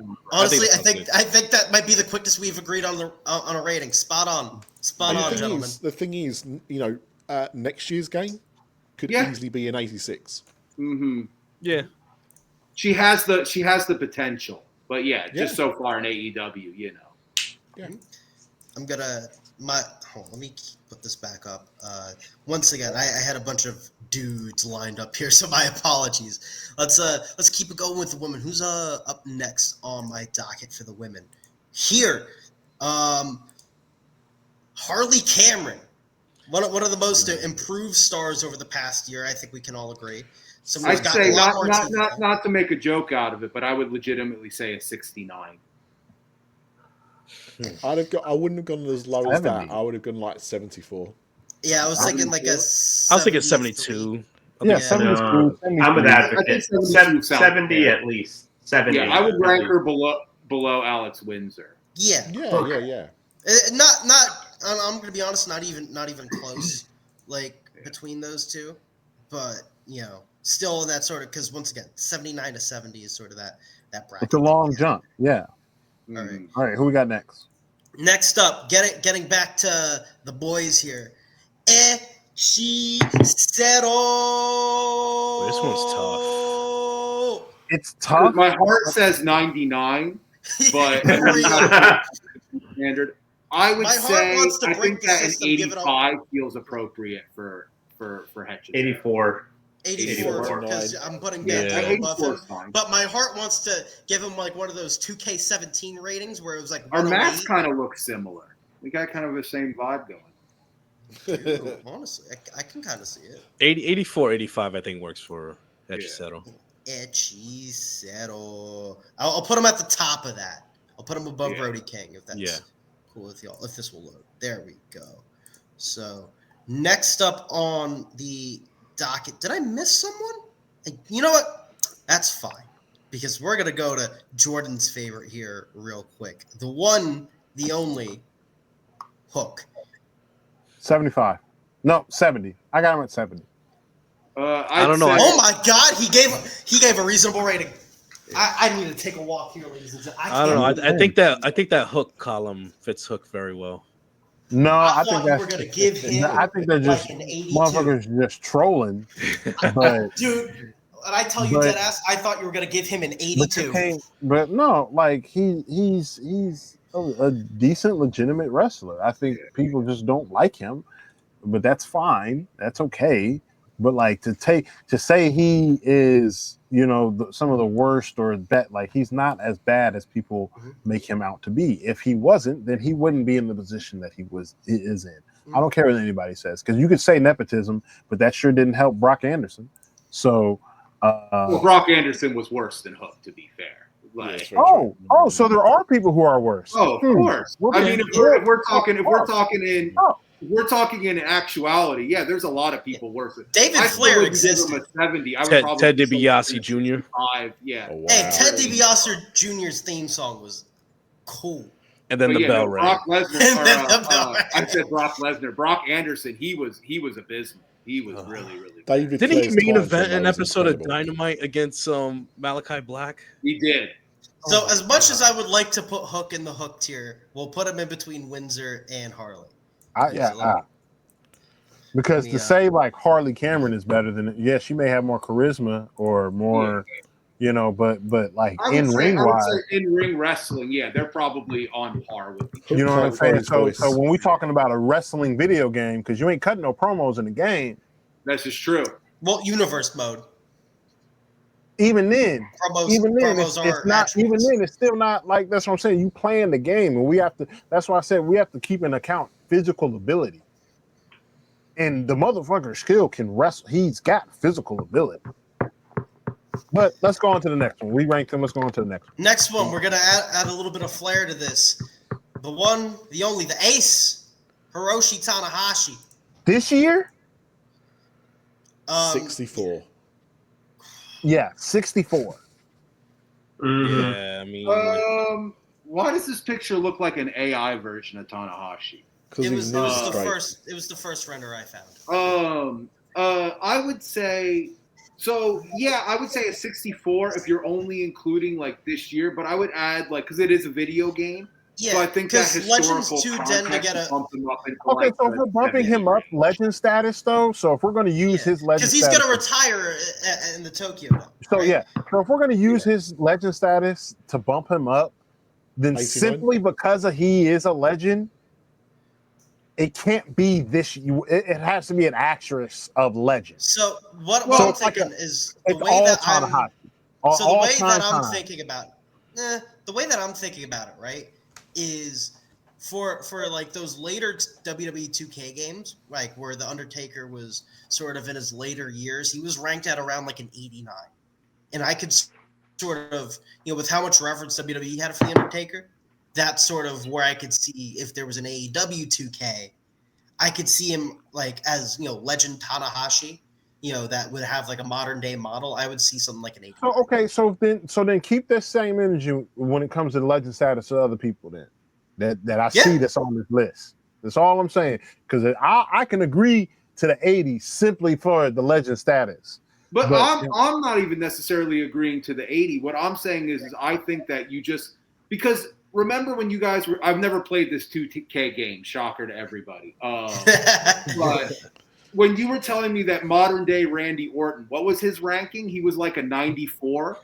92, I think. 92. Yeah. That's insane. So I think that's where I'm thinking, where it's like, like clearly he's not a 92 wrestler in 2025. But I think that they kind of consider because it's also like Tanahashi's still at times being put in somewhat prominent spots on the card. Like he's challenging Advocate's favorite Yota Tsuji for the IWGP Global Championship, which is sort of, their secondary title.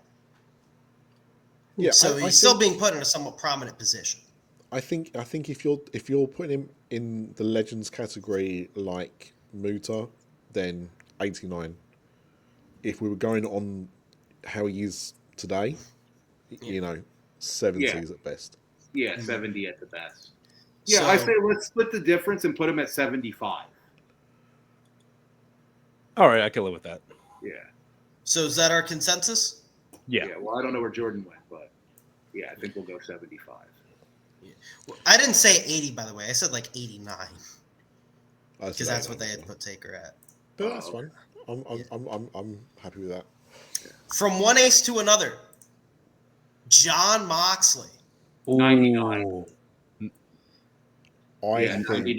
He's the world beater, 4-time world champion. Like he is basically like he is AEW as of right now. You know what I mean? Like like you could make arguments that like, maybe his match style isn't to some people's taste, but it's like, to me, he's in that same position as like you would put like a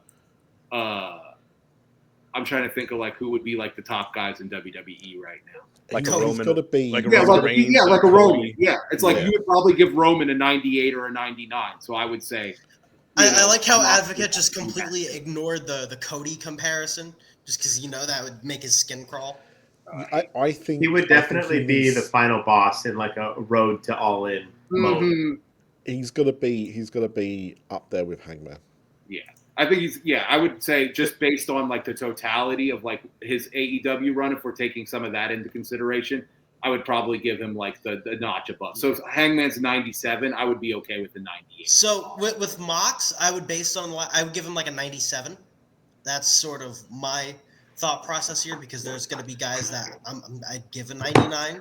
I think Mox is just right. But if you were going to give 94. anybody in AEW a 99 and not Moxley, then who? Like it's like Honestly, You'll see. I think like, and we actually talked about this earlier about like who would you put on the cover when I asked if multiple people were okay. Mox and Hangman are on the cover right there. I mean, and here's the thing: like the how many matches, like the trilogy, the quartet of matches that they've had, they had over the years. 5 matches, I believe, Brad. They've had 5 matches. You can like do like a crazy like just display like maybe all their matches combined into one awesome cover. But I mean, listen, he is the final boss of AEW in a sense. That's what he built himself up to be at the conclusion of All In. That's what made Hangman's victory that much bittersweet at the end, because like it's like you lifted that black cloud over AEW. It's like any Dragon Ball Z fans who are listening, like you ever watched the Garlic Jr. spinoff, like the Black Sacred Waters, like covering Earth, and like Gohan wins, and all that the mist like is just cleared from planet Earth. Essentially, that's what Hangman beating Mox was. That's what Mox built himself up over the past year or so.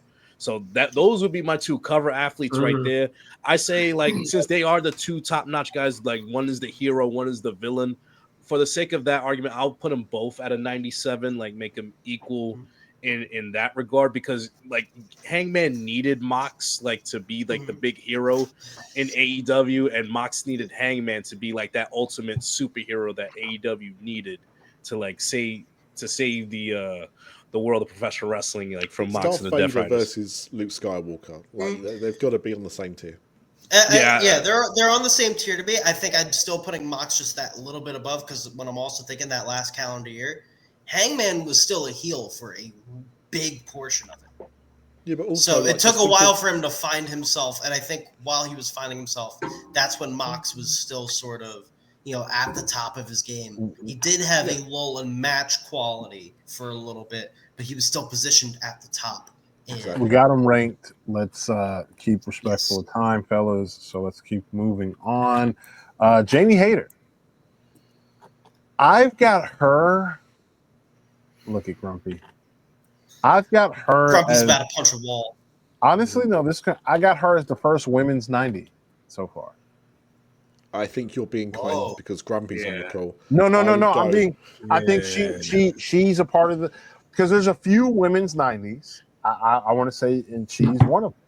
No, I don't have her above Athena. I tell you why. I tell you why she's not 90. Because again, if we're looking at what she's not even what she's done in the last year, but even her time in AEW, she's unfortunately had a few injuries. She's been away. She had visa issues. And since her return, she just hasn't been booked as strongly. She's had stop starts. Starts. I would put her at like an 81. And I'd go 84. Okay. I'd agree with 80. I go 85. Love you, Grumpy, but yeah, sorry, dude. I hate everyone so much right now. Just Wait, Grumpy, what would you give her? Because Slick also put her very high. Yeah. I will 99. I will not be a complete mark. Her durability stat would take a hit with me. To be fair, but if it hadn't been for that year and a half she had to take off, she'd be the highest rated woman in the division. But taking everything into account, I will say an 88. I think she has the potential to be champion. She's close. Like if she's not a 90, she's in the next year's game. She would be. And I feel like if you put her right next to Athena, I don't think that's maybe like slightly below, like one below. So Athena. how about this? We'll put her above Bandito and Bobby Lashley. Yes. Do you guys really see her above Bandito and Bobby Lashley? 100%. I know. I'm just trying to compromise. She's been at the top of the card where those two haven't. Yeah, I'll agree with that for now. Okay. I mean, I was like, but I mean, she hasn't ever main evented, like a pay-per-view or anything. But that's Most of the women have it, unfortunately. Most of the women haven't, and I think if she were to win it now, I think she would. Actually, none of the women have main evented a pay-per-view. Well, I Athena mean, has, Athena but has main not evented in multiple AEW. of the ROH pay-per-views. Yeah. I'm So let's talking about continue. the AEW pay-per-views. Let's But continue. that's what I'm saying is we ROH got a long, is in the AEW universe. we got a long list here, Ooh, fellas. that And is. this is my other 90. I'm going to 93. I would Yeah, go I would 90. say 90. I agree with Slick on this one. I think 90's fine. This is my other 90. She's proven herself. She's not only a world champ, but she's been a TBS champ at that. Yeah, she's more than a woman. Ain't that her slogan, her tagline? Yep. I got her at 90. Yeah, I think 90, maybe. I could see 89 if someone wants to try and convince me. No. I think 90. That's fine. Yeah. 90 at minimum. It's weird that this render has her head cut off, though. Yeah, it's a wild one. All right, let's get our next one because we got a lot of them. 99. Present day Kazu? Yeah. Present day. Hold on. Okay, so remember the legend status stuff? Mm-hmm. Is he not a living legend himself? Yeah, but Okay. still, I would say When we talk about legends, it's guys who are close to the end of their career. I would put him in the top tier with Hangman, and I would concede that. But I would. I'd give him a 95 below Mox and Hangman. Yeah, I'd give him 92. If I had Hangman at a This is 94, still Okada. I would have. I know, but we're Okada talking at about a status 92. in the company right now. Like Mox just came off a year reign as champion. Hangman is a 2-time champion now. I know Okada has been an international and a unified champion, but I'm saying he hasn't reached that top tier of like the guy in the company. I know. Remember, we got to keep it in terms of just AEW run. So I say 95, right below Mox and Hangman. Because Jordan, our next guy up, you'll see why I'm a little lower on the Okada rating here. At So like a 92. then 95, 96. Yeah. That's I fine. think we're in the same ballpark here. So then, right below Hangman. Hangman and Mox. I got him right on the same level, but yeah. Yeah, no, that's what I'm saying. I'm saying the same tier as Hangman and Mox. Yeah. So let me go here. Let's pop that up. We'll go bring him up here. And there's a reason I had him a little lower. Because it's Okada again, but as IWGP champion. That's 99. That's a 99. Yeah, That's Okay. a 99. That's Yeah. 99 Okada. And isn't that That's- just crazy? A 9-year gap between 2016 Okada to now is only a 4-point difference. Like, but no, this is God tier right here. This is 99. This is 99. Dwayne Johnson, eat your heart out. This is the final boss. Yeah. Yeah, so yeah, put him. And this is why John Moxley is not a 99, folks. Yeah. Do we have a 2011 Okada when he was in TNA? Horrible. The Green Hornet? The Green Hornet. You're evil. Mega Bane. Megan Bane. 87. 87, yeah, I'm good with that. Yeah, 87. Yeah. Hannibal, did you say 77? I did say 77. What the? Why 77 is? Because she's not done much. What she's done has been great, and we know she's going to do more. But how many matches she had? Like 10? I'd take the difference between the group, and I'll say 82. So then 80 to 84. 80 to 84. Let me. I'll put her. I'm not precious about it. I'm just saying, like, I don't. Yeah, I'm no. all right. I'll put her in between Echicero and Brody King. I'm fine with that. Yeah. That's a nice sandwich. Nice sandwich. Pause. Next up, current day, Kenny Omega. Damn. 90. 90. No. Oh, wrong. No. Wait. No. Okay. His durability stat is going to take a serious hit with me. Like I said when we were talking about this last night, his finisher is unbeatable. If you can get to his finisher, you absolutely cannot beat it in the game. But his durability stat in kayfabe in the world of AEW, his durability stat is rough, and his speed is not where it used to be. I don't think it's out of pocket to say 86. It is out of pocket. 92. 86. Okay. I have him. Let's at, split the difference. 88. Yeah, I was thinking 88, 89, maybe, if you want to push it a little bit. Yeah, I can let's live do with that. 89. Split the difference. Yeah. All right. Put him in the top of that tier, like whatever. This hurts, yeah. man. This hurt. We have Omega below Chris Statlander, man. I mean, Yeah, but you gotta kind of sort of pseudo Nothing separate. against Chris, but it's just like it's Omega, man. All right, well, back to Omega. Belt 99. Collector, 21. Yeah, 99. 99. I Yeah. think we're all in agreement here. I mean, look at Yeah. the picture. 99. last time TNA was relevant. Just my The opinion. This was right belt before it collector. really the wheels came off the wagon, but he was still trucking. Do we want hit? So just tied with Okada? Tied. Do we want- Yeah, I would say Sure, yeah. tied. Yeah.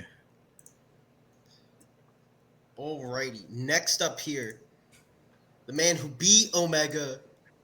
Konosuke Takeshi. 96. 92. I have him right in sort of that same tier 90, with- 94. especially because he has the IWGP. I'd split the title right difference. now. I'd go 93. Put him in Okay. that same tier as like Moxon, but he's the last one. Yeah, I wouldn't have him. Yeah. I wouldn't have him as high as Hangman. But You like know what? the No, end of in the upper Darby tier. tier first. In the Top of Darby the tier. Darby? Yeah, Alright. on top of the Darby tier. So he's tippy top of 94. I mean, Yeah. that's gonna change as soon as like when him and Okada feud. Like I said, Sure. next year he's in that God tier. This has been Mhm. his breakout year. Yeah. Oh, I accidentally put him in twice. Don't mind me. Oh, you're gonna love this one. You're gonna love Speaking of this one, breakout Jordan. year, CEO. She's gotta be a it's 97. No, You gotta be a 90. Say Yeah, at least 97. 95. She's got to be in the top tier. Well, she's the top woman. Yeah. Obviously the top Well, woman. her and So, Tony say- Storm. so then, respectfully, we already know she's in the 90 to 95 range. yeah. I have her as a 98. I can't go wouldn't. 98 with the fact that she failed at beating Tony Storm for the big belt. yeah. Well, what do you so- think I have Tony Storm as, Brett? Well, I saw you had 2 Tony Storms down there, so I gotta wait and see which one comes up. So where are we gonna put our CEO? Put her the 90. last one in the God tier, the top tier. Yeah, I would say that. Yeah. Yeah. Or hold up, bold take. Do you put her ahead of Okada? I'd put her ahead of Okada. Current Okada, yes. Yeah, current Yes, put her Okada, ahead of yeah, Okada. yeah, There you yeah. go. Yeah. There we are. Mm-hmm. Alrighty. Next up on the docket, we want Mina. 80. 75. Yeah, I'd go 80. 80. Yeah. Yeah, I think it's very fair. She might be like the top like charisma like stat. Oh, her charisma stats. Out, What did Dave call it? What did Dave call it? Live Great show live show charisma? Yeah. She commands a crowd, definitely. Speaking of champs, Oh god, this is Breakout year, man. We But talk, we just gave Takeshi's prop for breakout year. I mean, who's I'm going 95. whoa. no, man, I would say same 91, level as Takeshita? 91. I have him as, I think, as a mid-card champ. He's had a breakout year, but I think he is the most 88 overall wrestler on. I can't this. do that. I would go 90. I Yeah, would be satisfied with 90. no lower than 90. Yeah, 90. He broke through Yeah. that. He's literally next man up. Yeah. I'll concede. I'll put him at 90. I mean, just for that Osprey match alone, man, in the cage. 90, right behind Statlander, I think is Yeah. a good spot for him. Yeah.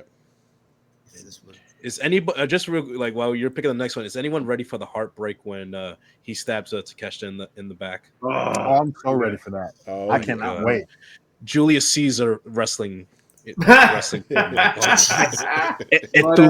fellas, I actually have to go. I think we are run up on my limit here. So you guys can continue on without me, but this has been really, really fun. Well, thank you for coming around, man. We Yeah, always no, love having you on the sorry. show. I'm sorry we ran long. No, it's okay. I mean, we have a special guest here, Brett. Things happen, but yeah, I really got to go. This was so much fun, Brett. Thank you so much for coming. No problem. I Anytime, really man. enjoyed this. You guys know I didn't get to say it at the end of the show, so fuck Cody Rhodes. What would you rate Cody Rhodes, Advocate? before you 0. go? Hook category. In the hook category. All right, man. I'll talk to you later, man. You be safe. Miro. Mark Briscoe. Ooh. 81. Nah, 85. Yeah, Come on. there's- Charisma. Like, That's an 85 if I've ever seen one. that's the most 85 wrestler I've ever seen right there. Yeah. Oh, yeah, you yeah. you stealing phrases from me now? Yeah, man. Okay, like, that's I can concede to 85. Yeah. 85. Let's do it. Let's do 85.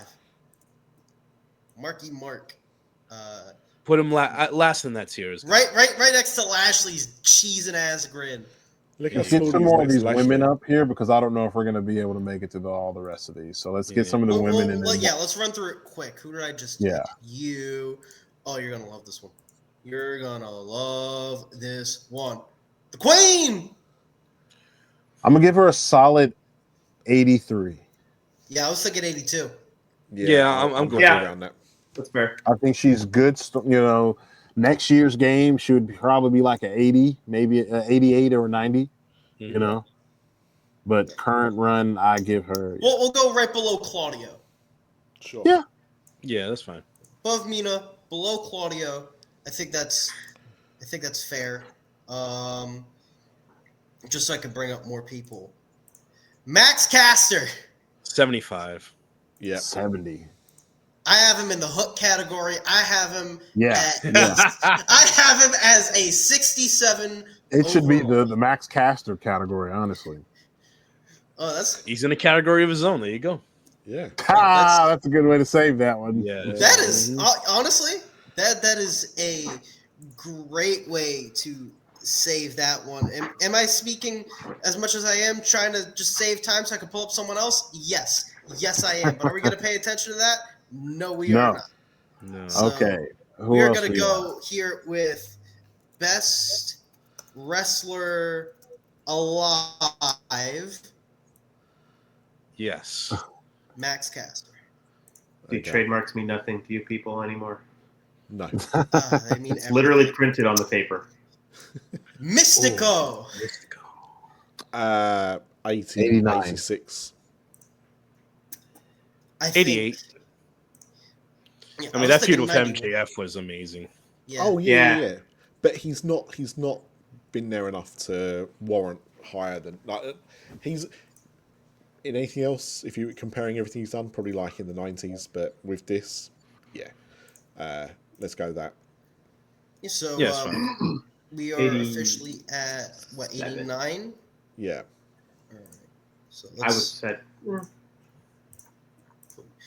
Do we want to go put him right next to Omega? Yeah, I think that's fair. Yeah. Alrighty. Well, next up on the docket, your favorite of mine, Maxwell Jacob Friedman, MJF. 95. MJF? Current day Maxwell Jacob Friedman. 87. 80. Whoa. Not even. No, he's on to something because he has been on a bit of a losing streak. He has not been able to close the deal on the big ones. You know, I'd say 87. But I think with the way he's been positioned, with who he's been positioned with, I think at least a 91. No, I think if this was last year's game, easy. This year's game, possibly. You would put him below Kyle Fletcher? Yes. Yeah, Yes, I think 100%. I would. Yeah. We're looking at especially the last year. Kyle is. Yeah. Mm-hmm. Unfortunately, because of the way he works, which has worked for him so far, he does not wrestle a lot, so you don't have a lot to judge him against. Yeah, Kyle wrestles all the time. That's one of the biggest reasons why I go 87. So 87, above or below Jamie Hayter? Below. Don't even play with me like that. All right. Well, Jamie's just got a larger body of work, so We're not done with MJF. Ooh. 19. What was this? This His is- Cody Rhodes feud? This is Cody Rhodes. Yeah. This is early. This is like right before he does the Same. politician MJF. I would give him the same score. The If same this score, was- yeah. If Honestly, this was Same score. 2022 MJF, yeah, 2023 2022. We talking Triple B. You Yeah. know, even better than you, baby. I 22, would give 23 would have been a 95. 90. This Yeah, man. same 87. Yeah. Are you putting him above or below current day MJF? Below. Right next to. I don't see a Right next to difference. him, yeah. This is the Pam Beasley. I think you guys are being generous. He was swinging way above his weight in those days and losing the big ones. He was. But if we rate 2019 MJF too high, then we're giving praise to Cody. You want to do that? Yeah. All right, best wrestler alive. Yeah. I'm thinking we sandwich him in between Bandito and Mr. Lashley. Sure. Yeah. Sure. Alrighty, next up on the docket, Blood and Guts, Orange Cassidy. 93. 93. He's been at the top the entire time. I mean, and is 88. I know the past year. I know it's just the past 90 year, but even. 90, yeah. 90? Yeah. Okay. I can live with that.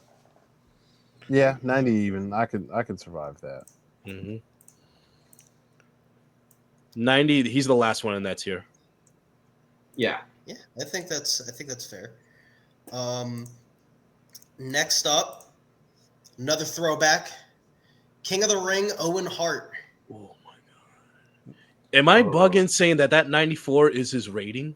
Yeah. I would. could Yeah. compare That's. I think that fits. That Yeah. fits. Yeah, that fits. 94. Yeah.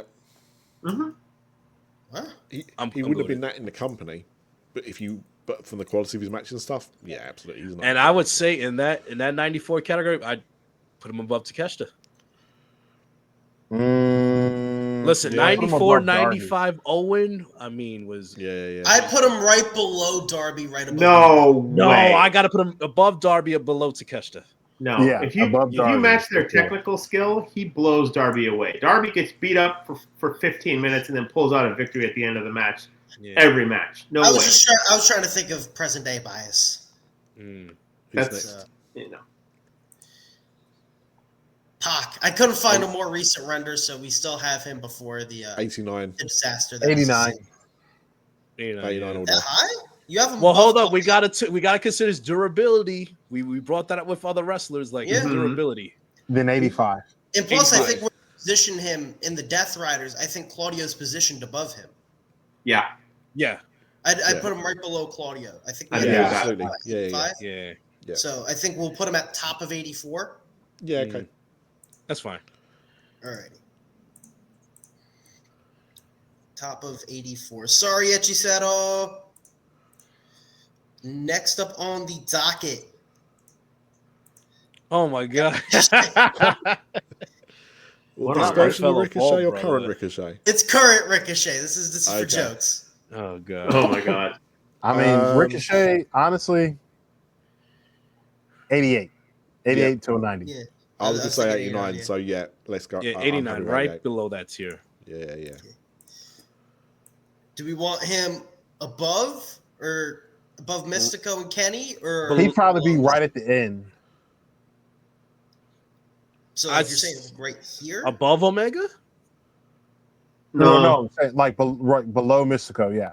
Yeah, There yeah, you go. Yeah, right there. All right.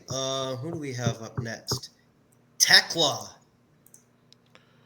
77. Good lord. No, Whoa. 85. Yeah. She's not been there very long. She's not done that much. I'm splitting the difference between you guys on a lot of these. I'll say 80. Yeah, I'll go 80. I can be. Yeah. But again, next year she'll probably jump up 7, 8 Yeah, points. yeah. I don't think I'm giving her that score just based on current time, not in general. Mhm. She'll do more. So we have her at an 80, correct? Yes. Mhm. Alrighty. So do we want her like at the end next to Mina? Yeah. Or like above? Yeah. Yeah, on the same level. Samosif Joseph. 90. 93. Yep, 90. Yeah, Yeah. I think maybe 91. Yeah. You think Well, about let's see where you would slide him on the thing, because So that's starting to let's- take effect now Yeah. too with a lot of these. So Samosif Joseph. I would. Do you put him above Kyle? Yeah. Yeah. Above Stat? Right there. Yeah. Yeah, I'd put Yeah, I'd put him right above there, those right there. I think that's good. Above Athena? No. No. Yeah. All right. He's one tier up on the card from Fletcher and Cassidy. So yeah, Yeah. I think that's fair right Yeah. there. Sting. 99. Well, I mean, this is AEW's thing like the last year. That's Never lost? yeah. Never 99. lost. Never lost. Never lost. He's a Okay, legend. put him number one above everyone. Oh, wait, hold on. Yeah. Above Okada, He 2016 would Okada. in this video game sense, he would be the one character who's like rated 100, and you would have to he would be the one unlockable character. No DLC. You would have to do some crazy shit to have to unlock him. Yeah. Sting. Yes.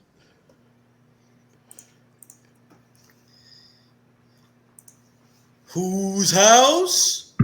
Oh, 96. man. I have him. 92. Yeah. I got him at a 90. Because what I had? I'll go 93. Pull up the tier and let's see where we put him. Where we slide Yeah, him. where would Yeah. you slot him? Yeah. Let's go here. I might have him last in the 94-90 tier. I'm thinking I put him right above Takeshita.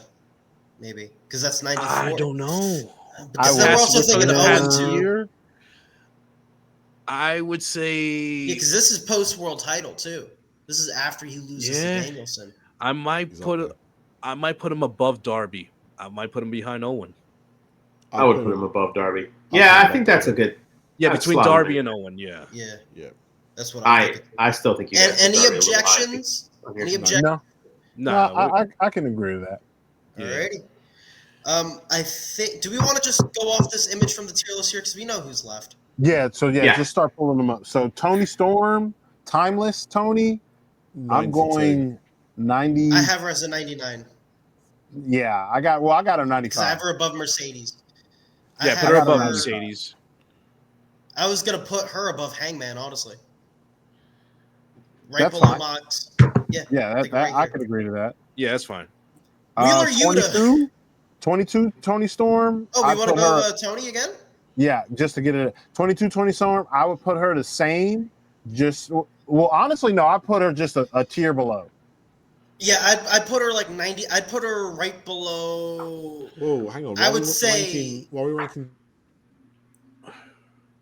because we're doing 22 Tony Storm. This is interim world champ Tony Storm. I might put her above Statlander. I was thinking right in between Joe and Stat. Yeah. Yeah. Maybe. all right, yeah. That works. Okay. Yeah. All right. Wheeler Yuta. 74. 74. Above or below Hook? Above. Above Hook. That's cold. That's Will cold. Ospreay. Osprey, 97. I have him. No, because I would go. Maybe I'd say right above Mercedes, right below Hangman. I don't. He hasn't won the big one. Well, Yeah. then you got to put him below Okada then, because he won. Yeah. He won the unified title at All Yeah. In. You know Yeah. Vegas, so you got. Opposite side of Okada. Yeah. Yeah, he's got it. That I can be right at that 95 tier. Yeah. Yeah. So we'll go Zack Sabre Jr. right now because we know who we're gonna end with. I would put Zack Sabre Jr. at an 89. Yeah. Yeah, I think that's fair. You I know, think that's two-time generous IWGP with his AEW career. 89. But we're also below- including the no. fact that he's a world champion. Yeah. So He I was. put him right at the top at the 89. Above Kenny and Above Mystico. Kenny. Yeah, because that's current Yeah. Kenny. Yeah. And the last, and most certainly Willow not, is right at the last 90 tier. I want to put her. I want to put her at the Sting tier. Yeah. Just me personally. Yeah. I agree. But I'm thinking maybe right next to, because I was thinking like high 80s, Like an I 87? think she's a 90, just off the I fact think that I say right Next to below Cassidy. Cassidy. Yeah. Is good. Yeah, Yeah. yeah. All right. her potential is crazy high, but she just got to put it together. Well, that This is our AEW 2K26 rankings. We'll make sure to screenshot this, clip this out. That is a pretty fun, balanced video game. It's a little top heavy, but it seems like a very balanced video game. Yeah, download that, so make sure we get that out. Make sure we tag Caster. I think he'll love that he's in his in a category of his own. Special But tier for Caster. let's go back to the regular screen because we got to Yes. get ready to close out here. We've spent a very long time here. This was been a very special, different, and fun episode. But as you see, we ran extremely long, so we're gonna just go ahead and get to the close. So as we get to the close, make sure to please like and subscribe, share this video with everybody. Make sure to comment, send it to your friends. Because that's one of those things, right? Like where it's like, plugins one thing, and I know we don't, like to plug, but it's one of those things where it's like we've looked at the analytics, and for some reason, it helps when we talk about this stuff, right? Because there's not a lot of you guys who watch that are subscribed, watch it on the YouTube, and that's where the fun's at. Yeah, fun's at the YouTube. It's Right. nice to be on the Twitter, but if you want to be commenting, interacting with us, get your comments on the screen here, like Bose. Like above hook, like most of the guys on this list were, then you got to be on YouTube. Nice. That was a long setup for that joke. Long setup. Just make sure to like and subscribe. We're going to go ahead and cut out of here so we can save as much time. So you guys be safe and take it easy. Dude, Bye, everybody. Thank you. Fuck Cody Rhodes, put the belt back on Roman. Ladies and gents, thanks for stopping by. And until next time, this is the WrestleCollective.